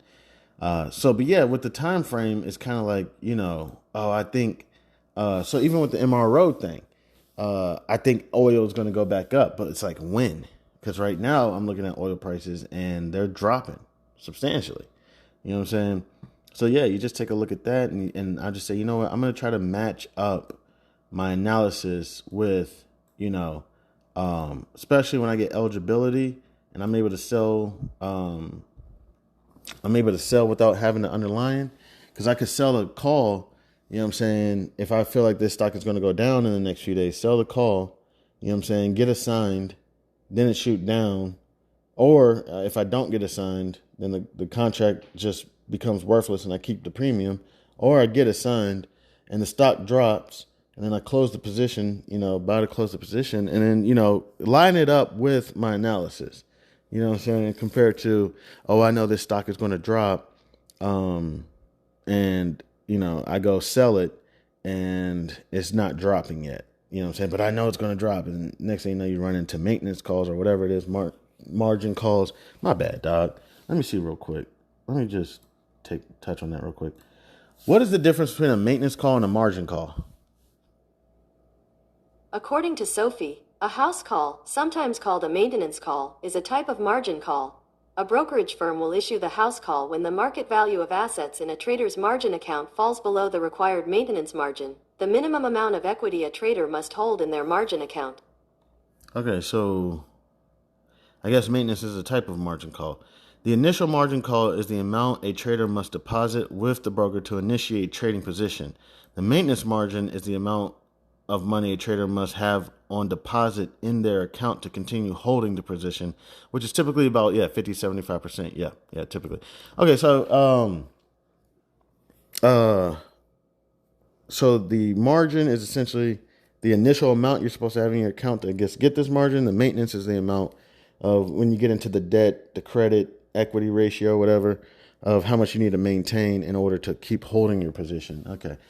And I'll touch on that more in depth a little bit later, but we'll get more into that because that's very important when you have credit and debit and, how to measure your equity and how to look at your account and knowing basically when I believe it's Regulation T. I don't remember what my little acronym for that was. It was probably time, Regulation Time.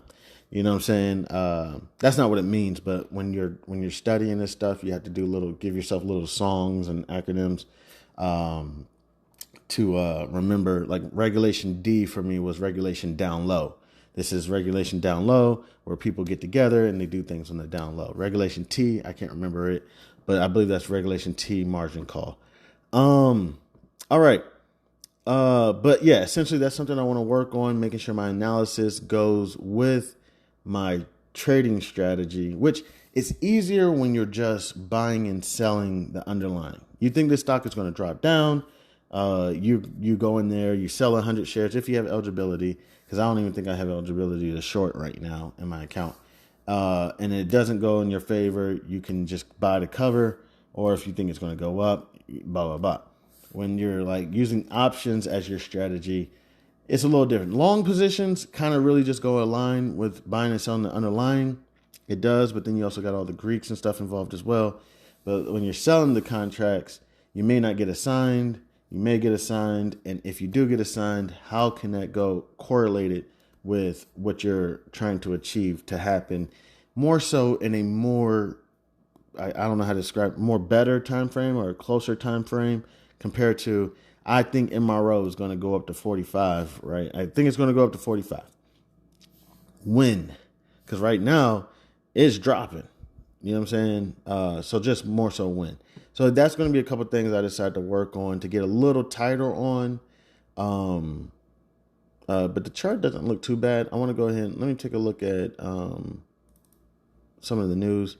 The last news that appears that came out was December 28th at 8:39 p.m. yesterday.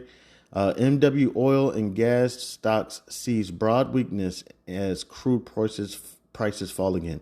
Shares of oil and gas companies were broadly but lightly lower in pre-market trading Thursday as crude oil prices fell for a second straight session and easing. Okay, I think I already read this yesterday. All right, so we're up to date on that one. Let me go to CNBC. I just want to see what the prices of crude is doing.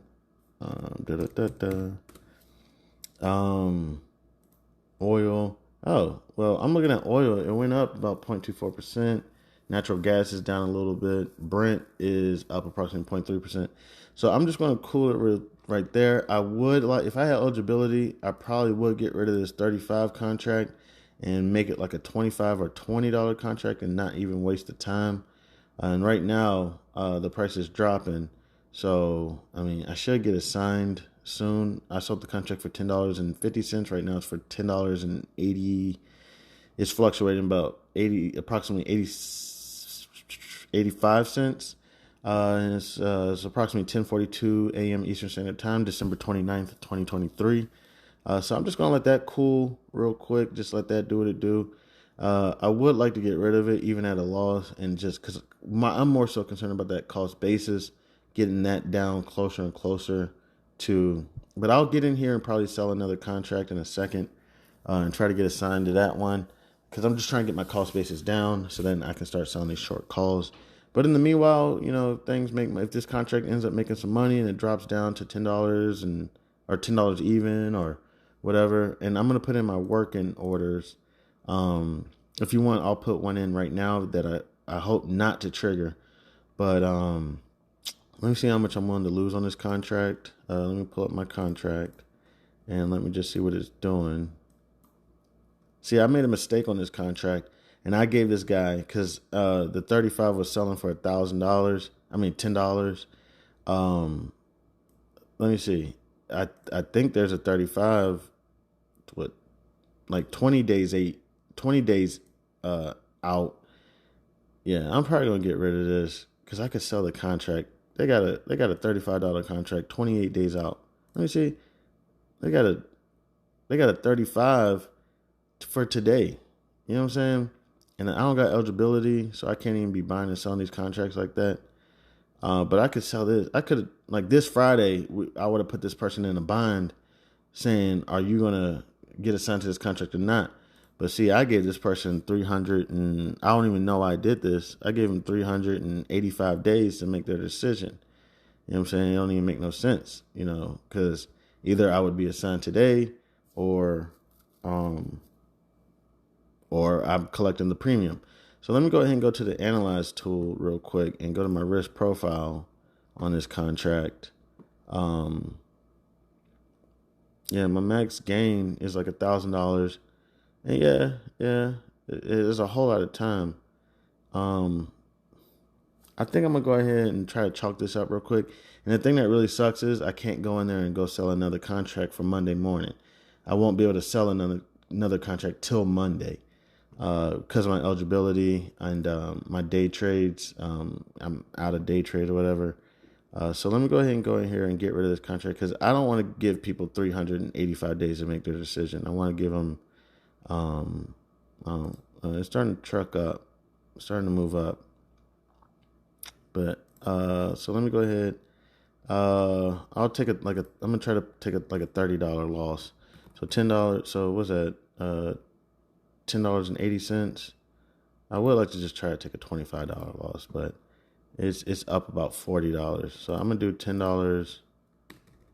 Let me do $10.75. I'll take a $25 loss on this plus commissions and fees.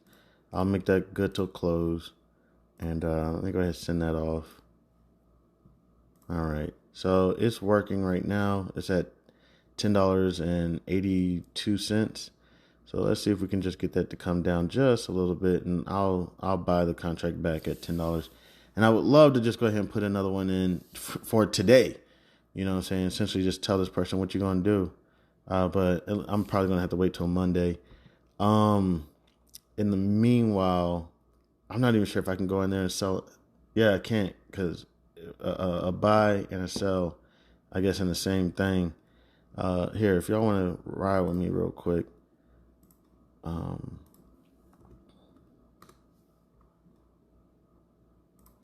Does buying and selling different contracts constitute a day trade? According to Option Alpha, similarly, buying one stock or entering a position and selling a different stock or exiting a different position on the same day is not a day trade.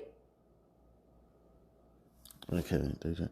So with a short period between opening and closing a position. Similarly, buying one stock or entering a position and selling a different stock. More so for regulatory, here I'm looking at contracts. For regulatory purposes, each execution counts towards your day trade. So trading low volume stocks, okay.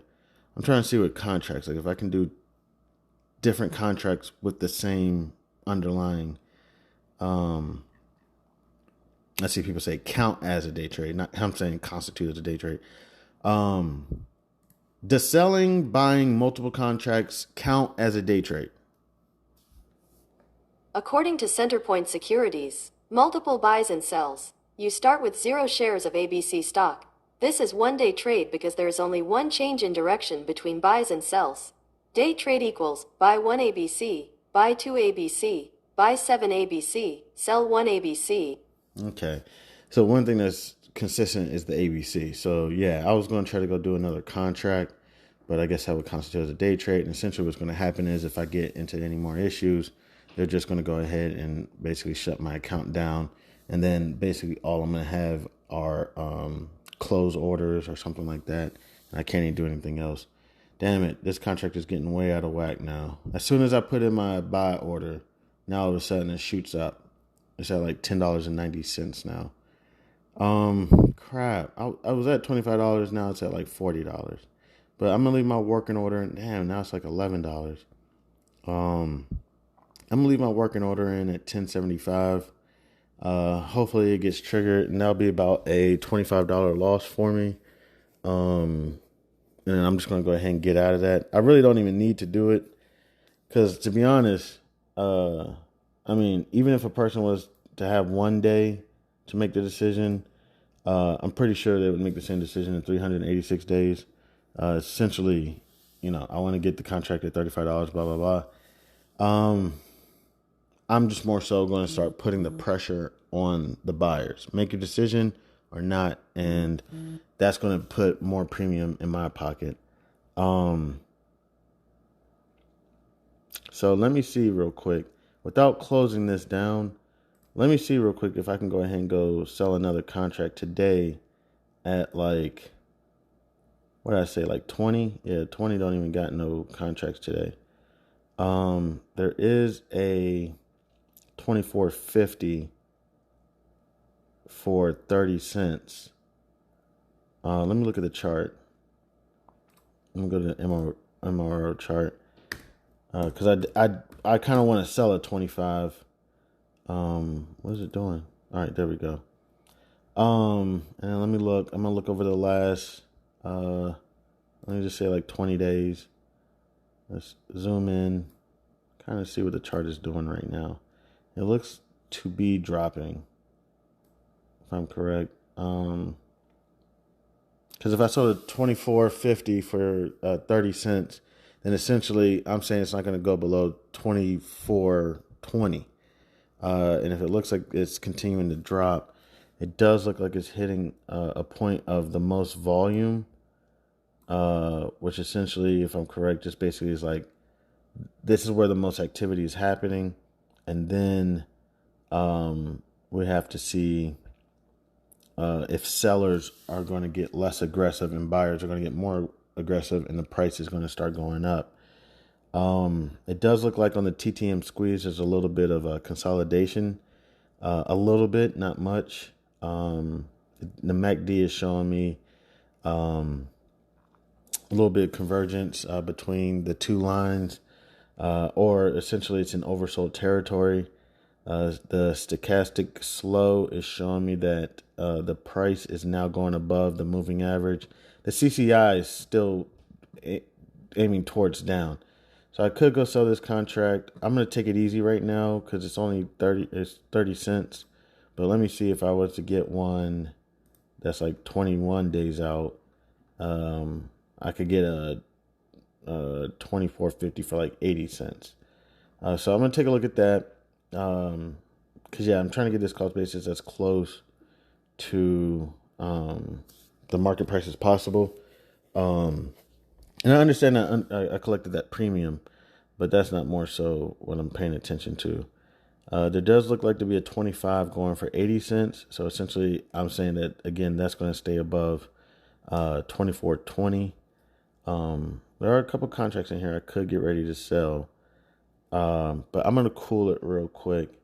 Because I really kind of just want to see what I'm doing with this 35. Because let me see, even with this 35, let me go to next week, January 5th. There's a 35 going for 1080.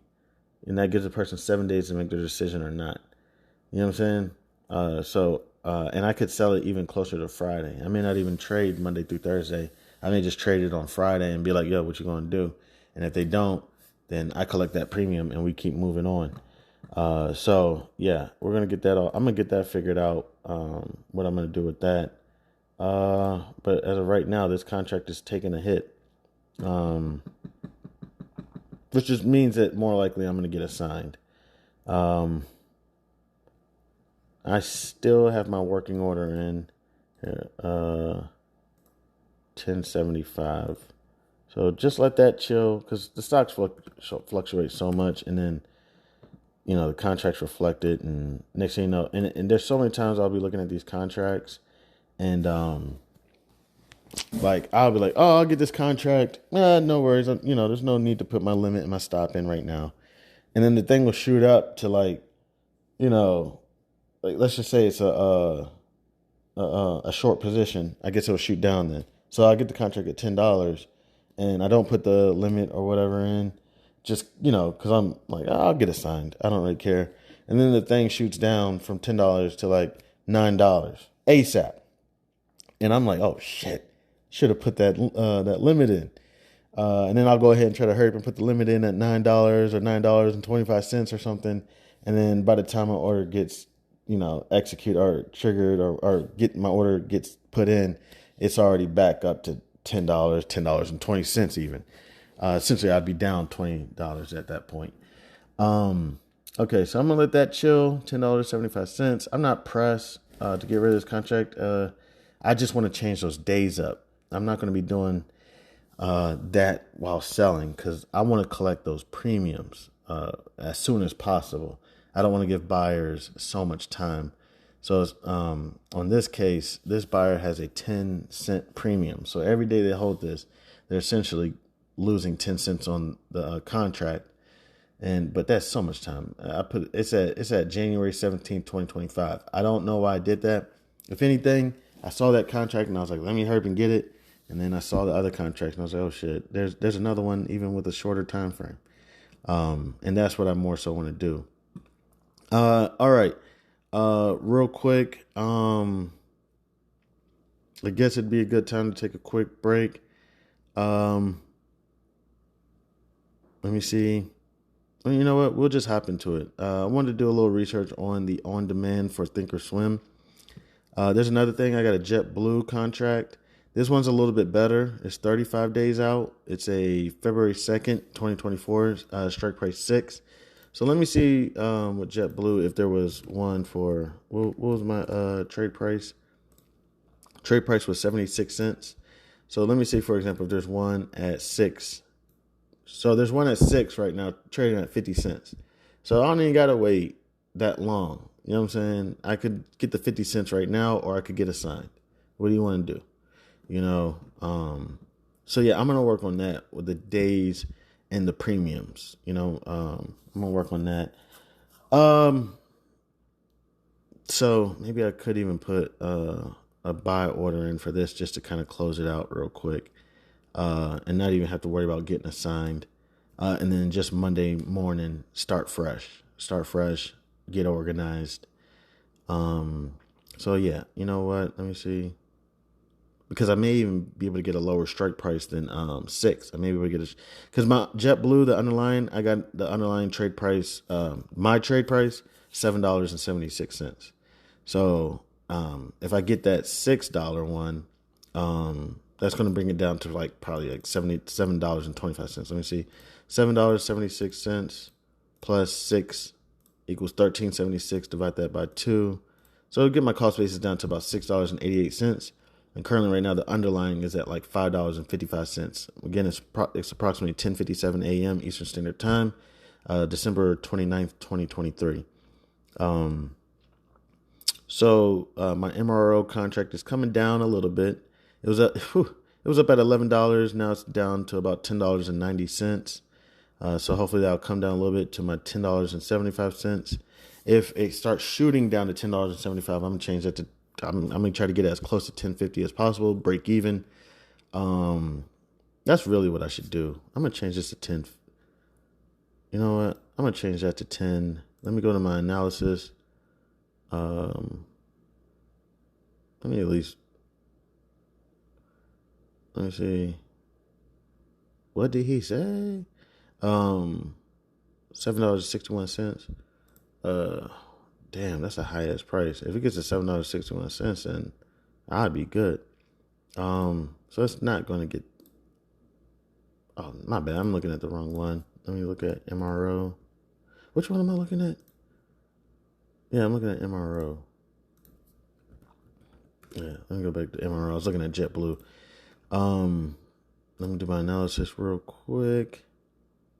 So if it gets to 24.75, is about the time I'll not break even, but like make a quick profit.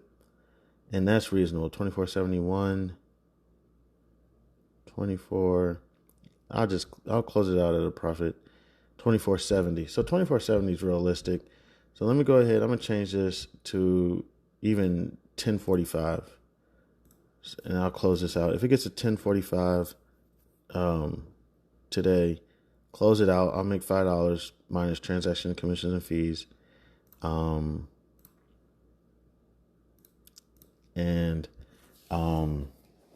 Then I can go back in and try to sell a better contract. I'm going to do that with JetBlue as well. It's 35 days is not a long time, to be honest. I mean, that's actually pretty decent. But again, let me see. I sold this at 75.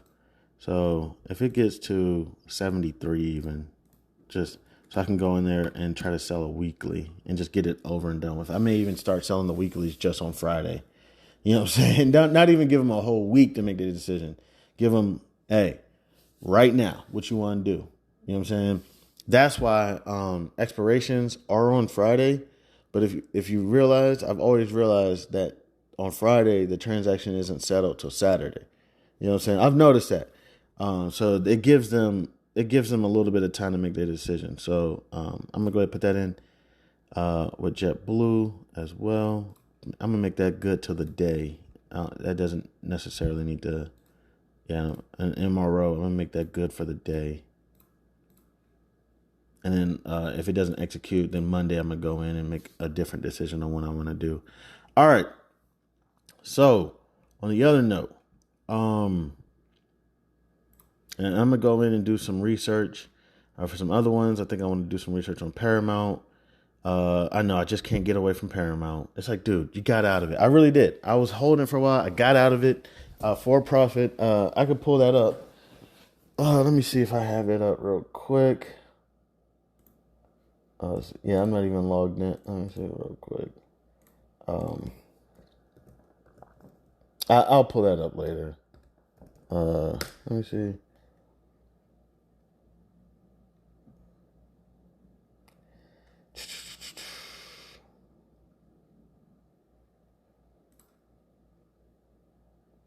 All right, I'm just gonna, I guess, pull up year to date.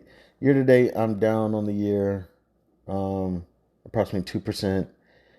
That's going to get a lot better, trust me. Where is that Paramount trade? I finally closed it. Not trying to brag. Got out. Gosh, let me see. I want to make sure I say this correctly because I don't want to sound like I'm bragging. But got out with approximately about $500. You know what I'm saying? It was a good day because I was in that joint for a minute. I was in that joint for about 7 months, holding it, and then finally got out with approximately about a $500 gain. Yeah, so that was pretty good. That was pretty good. Then there were some other trades in there. I guess I just lost and then possibly brought my stuff down. All right, I'm looking at Forex, USD JPY. My long position is down about my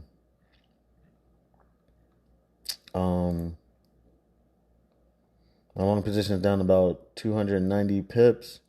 Let me go to my short position. Short position's up about 30 pips.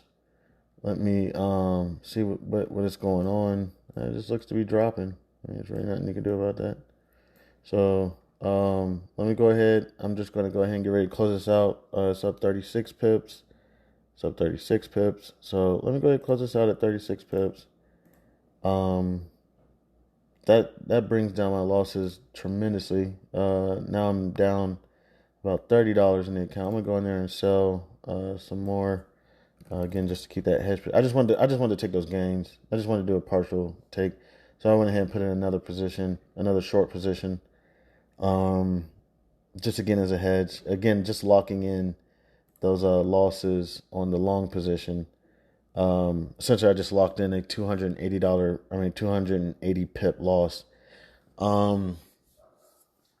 So that's cool. That's just protect me. So even if this thing shoots up $400, the long position, my short position is going to be down $400. But it's cool. I'm just balancing it out. It helps me get rest. It helps me relax my mind. So cool. Got that. Did the U.S. equities. Got my limit orders in for those. Seriously, even if they just make $5, $3, and then Monday I want to come back and reassess. So now I want to jump to YouTube and do my research real quick on the on-demand tool. So here we go. Feel free to ride with me. Let's go. You may be saying, Mike, what in the world is this? Well, you're in luck. I'm going to show you guys now. Again, this is Master, the thinkorswim on-demand feature for back testing, Mike Schwartz. He has approximately 31,000 subscribers. Only what it is, but why every trader should be using it, and how to go ahead and access this tool. Now, first off, in order to access this tool, you must be logged into your live account, meaning you cannot be logged into your paper account if you want to have access to this feature. What the feature is it's essentially going to let us trade on simulated data, just like the data that took place on any specific day. So for this example, we're going to come right over here to where it says On Demand. Now, if you do not see the On Demand tab right over here in the top right hand corner, it is probably because you are logged into your simulated account. So log out of sim and log back in to the live account. Now, I'm going to go ahead and click right there. One thing you'll notice, once I clicked on Demand, we see the outline border has been highlighted. We have a border around our screen.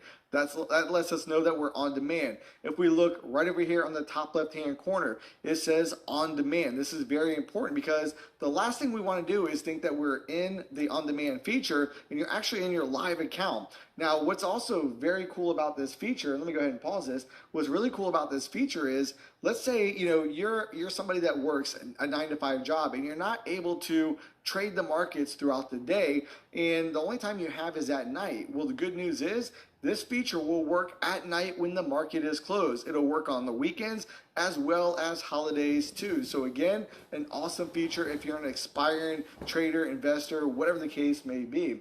So now what we're going to do is right over here in this box. Within this box, this allows us to set the date and the time in which we want to go ahead and act like the market, simulate the market data from. So for this example, we're going to go June 27th, 9:31 a.m. Go ahead and hit go. And one thing you'll notice on the daily chart, we had the market going down. We had two inverted hammers, which I did talk about. We had the go ahead and hit go.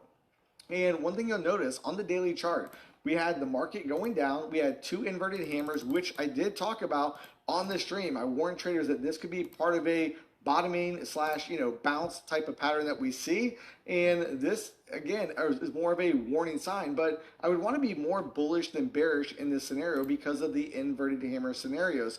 So what we do from this point on is we can go over to, let's say, a 5-minute chart. We say, wow, okay, we had a little bit of a spike up at the open. Do we want to be involved in this long? If the answer is yes, we can come right over here to trade. Now, we could have bought the shares outright, meaning we could have traded SPY and traded shares, but who wants to go ahead and trade shares when we can YOLO some out-of-the-money options real quick? So what I'm going to do here is we're going to look at, we're on July 6th, 2023.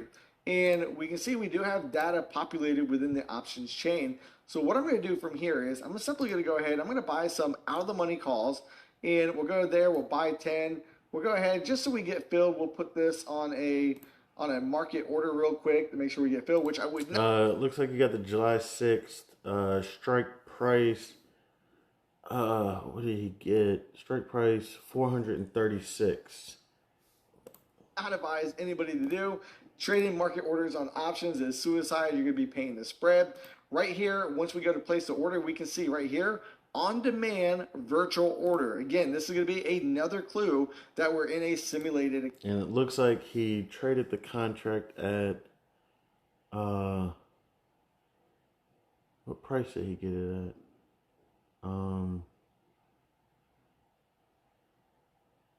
Was it $16? Account.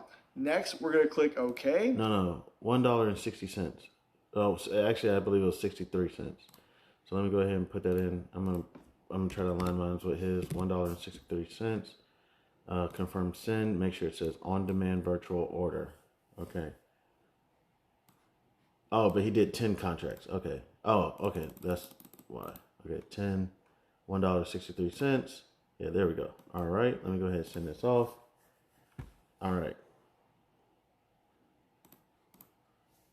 And if we come back over and we look at the charts, is the market moving higher or lower? Well, we can see we're actually starting to rally up just as it would have been on that day. Now, one of the things we can do is we can speed things up a little bit. We can speed time up. And what we'll notice is, wow, look, all right, we already jumped way ahead in time. All right, so now we're already at 10:22. We basically jumped the whole hour in time. The market rallied up, the market came back down, and the market is moving once again. Okay, so right over here, you can hit 3 times speed, which I hit right over here with this tab, or I can rally up. That's it, my bad. I gotta.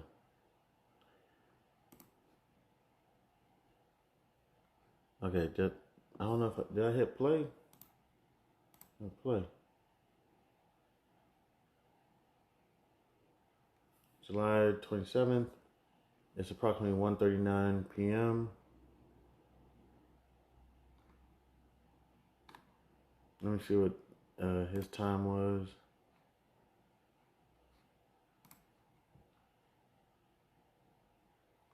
He did 9:30 a.m. So let me see real quick. Okay, so it was dead around 1:30. All right, go. Okay. I don't know what's going on. Okay, it's buffering. All right, here we go. Now it's moving. Oh, cool. Oh, this is really cool. Oh, wow. At 9:30, it was about $433. Look at it. It's actually looks like it's a real day. All right, cool. And we're on July 7th, 9:40 a.m. And you can speed it up, fast forward 3 times, and it's trucking along. Oh, that's really cool stuff. All right, let me see. Just as it would have been on that day. Now, one of the things we can do is we can speed things up a little bit. We can speed time up. And what we'll notice is, wow, look, all right, we already jumped way ahead in time. All right, so now we're already at 10:22. We basically jumped the whole hour in time. The market rallied up, the market came back down, and the market is moving once again. Okay, so right over here, you can hit 3 times speed, which I hit right over here with this tab, or I can step it backwards, all right? I can slow things down just a bit. You can see we're starting to take a little bit of heat, all right, when the market was coming down. So again, I'm going to speed it back up. I'm going to hit play, and we'll see everything moving at 3 times speed. Now, what we can do is, in order to watch how things are playing out, see how the market's moving, probably had 10 o'clock news on that day. If we come over and we look at our positions, right now we can see we're down $60 on this option, 55 now. So again, this is going to simulate just as if we took this trade live. All the values are going to change just as if we actually took that trade live. Now, what's pretty cool about this is since we already have this trade on, one of the things we can do is say, okay, well, I don't want to sit there and watch this trade play out throughout the day. Well, we can. My order just transacted. Like, I thought I put the order in already. It didn't transact, and then it just transacted like it was that day. This is really cool stuff. Simply go ahead and skip to the next day. Roughly at the same time, we'll hit go to, and we'll let everything go ahead and populate. You can see right over here where it says pre-buffering. As soon as this is done, we'll get the data to populate. All right, now that the data has been able to populate, and now we're on this specific day, right? And I'm going to hit play so we can let this move. You can see our options have now appreciated to $630. We come back over and we look at the charts. We're going to go back and look at the daily. We'll put this back on the daily and say, okay, what is the market doing? Well, it looks like to me, the market is actually rallying up. We were right. The market shot up. Now, I'm going to say I already knew what happened before I started to make this video. So, no, I did not predict this is exactly what was going to happen. But this is something I did warn about in my analysis videos that I put out daily, along with the live streams I do as well. This was one of the scenarios. So now the question is, do we want to YOLO this for another day? Should we go ahead and see if this trade is going to make more and more money, or should we simply close it out? Well, if we're going to YOLO it, let's go ahead and skip to the next trading day. So now we'll go over here to the 29th. We'll go ahead and click go to. And now we're going to go ahead and look. It's going to be pre-buffering once again. Depending on your internet connection and your computer will determine how long it takes for the data to load. All right, so now that the data has been populated, we can see now we're up $1,750 on these options. We come over and we check the charts, and what do you know? We have some more price appreciation. So now the question is, should we close it out or should we YOLO it some more? Well, all in good faith, since it doesn't matter how much money we make or lose, let's go ahead and roll the dice and go ahead and go to another day. All right. For this example, we'll go ahead and we'll skip. All right, we'll go all the way to July. Let's go ahead and go to July 3rd. July 3rd. Right before the 4th of July holiday, and we'll close it out at the end of this day. All right, the data has already been loaded. We know this because it does not say buffering or pre-buffering right over here. We're going to come back over to the monitor tab, and now we are up $6,325. Oh my Let's gosh. go. Who doesn't like to make that type of money? And again, if you want to YOLO options, this is one of the safest ways to do it is by doing it on demand, right? On demand, right? We can YOLO as much as we want, and we will not be penalized if we're wrong on the trade. We also will not be rewarded if the trade actually works out. Now, if we want to go ahead and close out this trade, we can click right on, we can right click right on here, create closing order, and we can put sell. And what we'll do is, let's go ahead and work a limit order on the way out, all right? So we'll see if we can get a little bit more out of this right now. We'll move that up here just a bit, hit confirm, yes, thank you. My bad. And we can put sell. We'll see if we can get a little bit. He sold at $7.95. That was his trade price. Currently, the contract is trading for, let me see, I'll go back. Currently, the contract is trading for $7.95. So, yeah, all right. So, he put it at the, at the trade price. So, $7.95. Limit order, just, I guess, good for the day. I'm going to go ahead, confirm, and get ready to send this off. More out of this right now. We'll move that up here just a bit. Hit confirm. Yes. Thank you. Thank you very much. Where he put it at? Here just a bit. Oh, he put Hit it confirm. at 8. Yes. Thank you. Thank you very much. And now we'll go right back over to the chart. We'll put this onto a 5-minute chart real quick. And let's just see, are we going to get lucky or not? Keep in mind, the market did close early on this day. And you can see the order just kind of jostling around. Let's go back over here to the monitor. And let's actually see, does it show, working orders right up here. And let's actually see it. So we're trying to sell, and the mark price right now is $7.96. We're trying to get out at $8.01. Oh, 8.01, Ooh, my bad. I don't know if we're going to make it or not before the end of the day. What we can do here is go ahead and cancel and replace order. I'll move this down to 95. We'll click confirm, click send. $7.95. And then let's go over and see, did we get out of the trade? Are we now out of the trade? Go over here to monitor. You can see, bada bing, bada boom. We no longer have a trade on. The trade has now been cleared out. We made $6,330. My trade's not executed Now, here's yet. a little bit of bad news. We do not get... My bad. Real quick, my trade didn't execute yet. Let me speed it up. What's this button right here? Step forward. Here, I'm just going to... I'm speeding it up,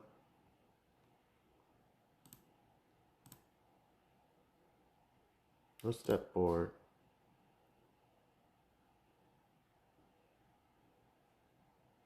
I don't know what step forward means. I'm going to have to look that up.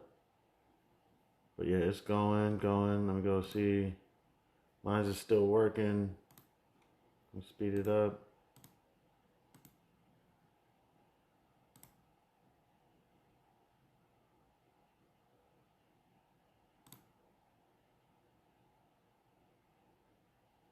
Sorry, I'm just speeding it up. Let me see what time he has on his clock. What time does he have? He has 11:48. So let me try to jump to 11:48. See, I'm at 10:30. Let me speed it up to 11:48. I'll go to like 11:45 and go. And let's see what happens.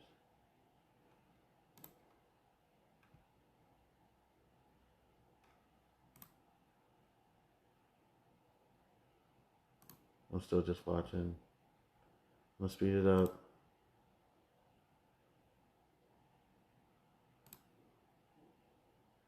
That speed up don't be seeming like it's speeding up. I don't know. Maybe I'm not doing something right. Come on, speed up.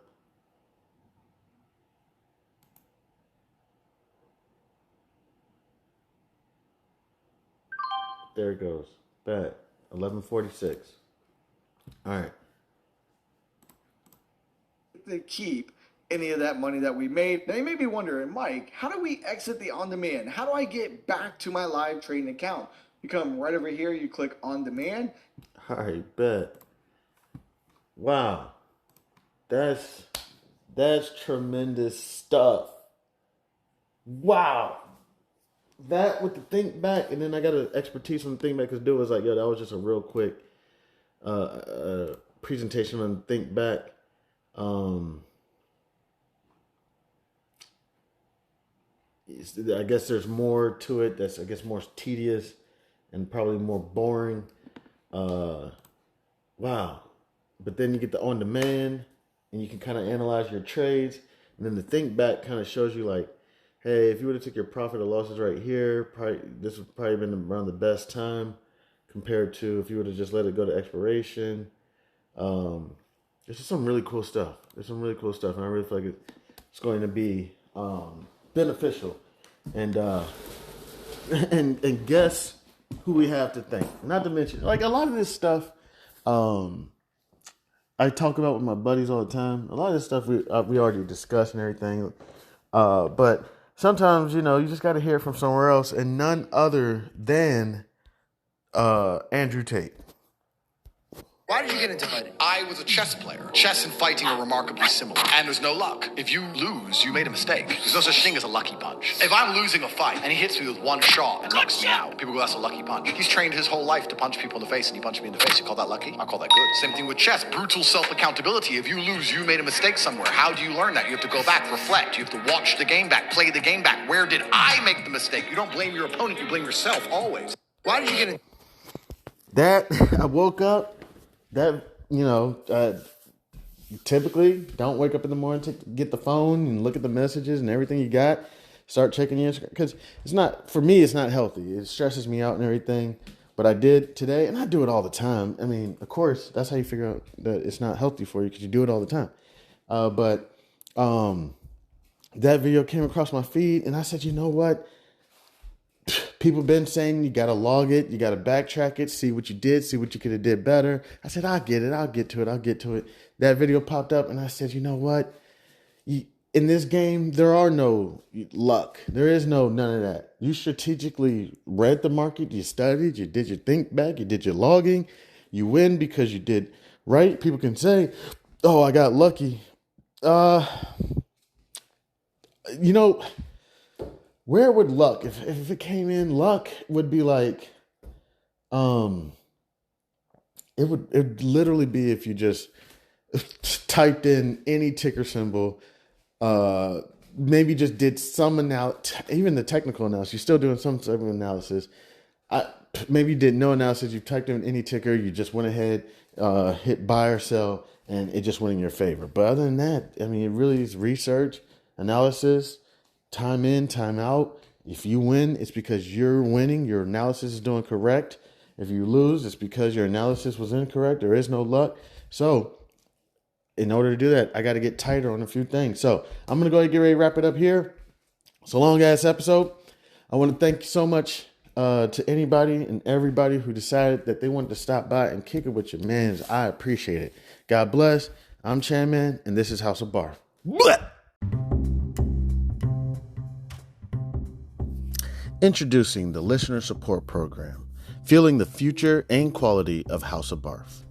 Dear loyal listeners, at the House of B.A.R.F., we strive to bring you the most engaging, informative, and entertaining content every day into the world of business, accounting, regulation, and finance. We strive to provide you with expert knowledge, practical tips, and thought-provoking discussions to help you excel in your financial endeavors. We are dedicated to fostering meaningful conversations, sharing valuable insights, and creating a community of like-minded individuals who are passionate about business, accounting, regulation, and finance. Producing high-quality content requires dedication, resources, and effort from a talented team of one, me, but in the future, hopefully I'll have a team. That's why we are excited to introduce our Listener Support Program. This initiative allows you, our cherished audience members, to play a pivotal role in shaping the future and the content and assuring House of B.A.R.F's sustainability.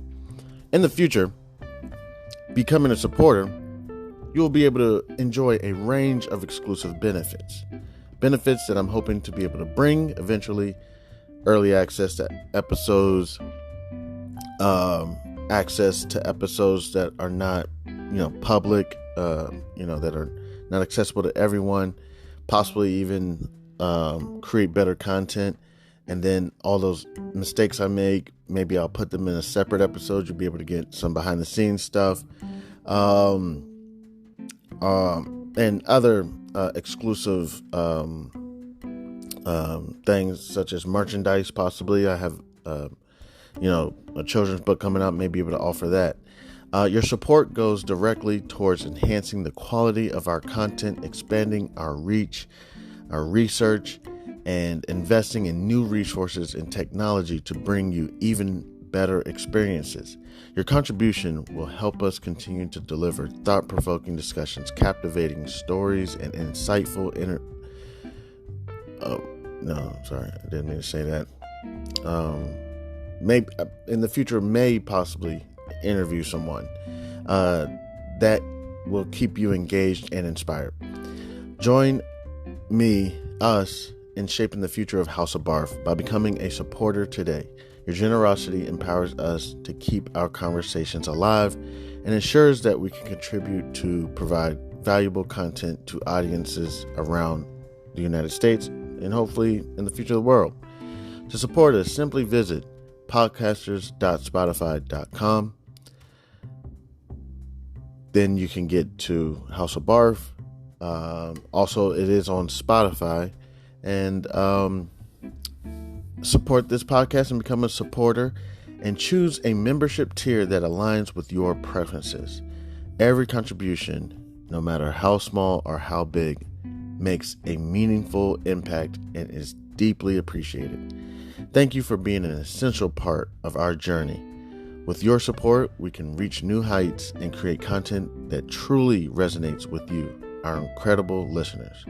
God bless. Happy listening. I'm Chanman. This is House of B.A.R.F. Again, if you would like, you can visit podcasters.spotify.com/pod/show/Chan-man7. And you can go to support this podcast and become a supporter today. Thank you. You can also reach me at c287gph@gmail.com. Thank you again. You have a wonderful day. God bless.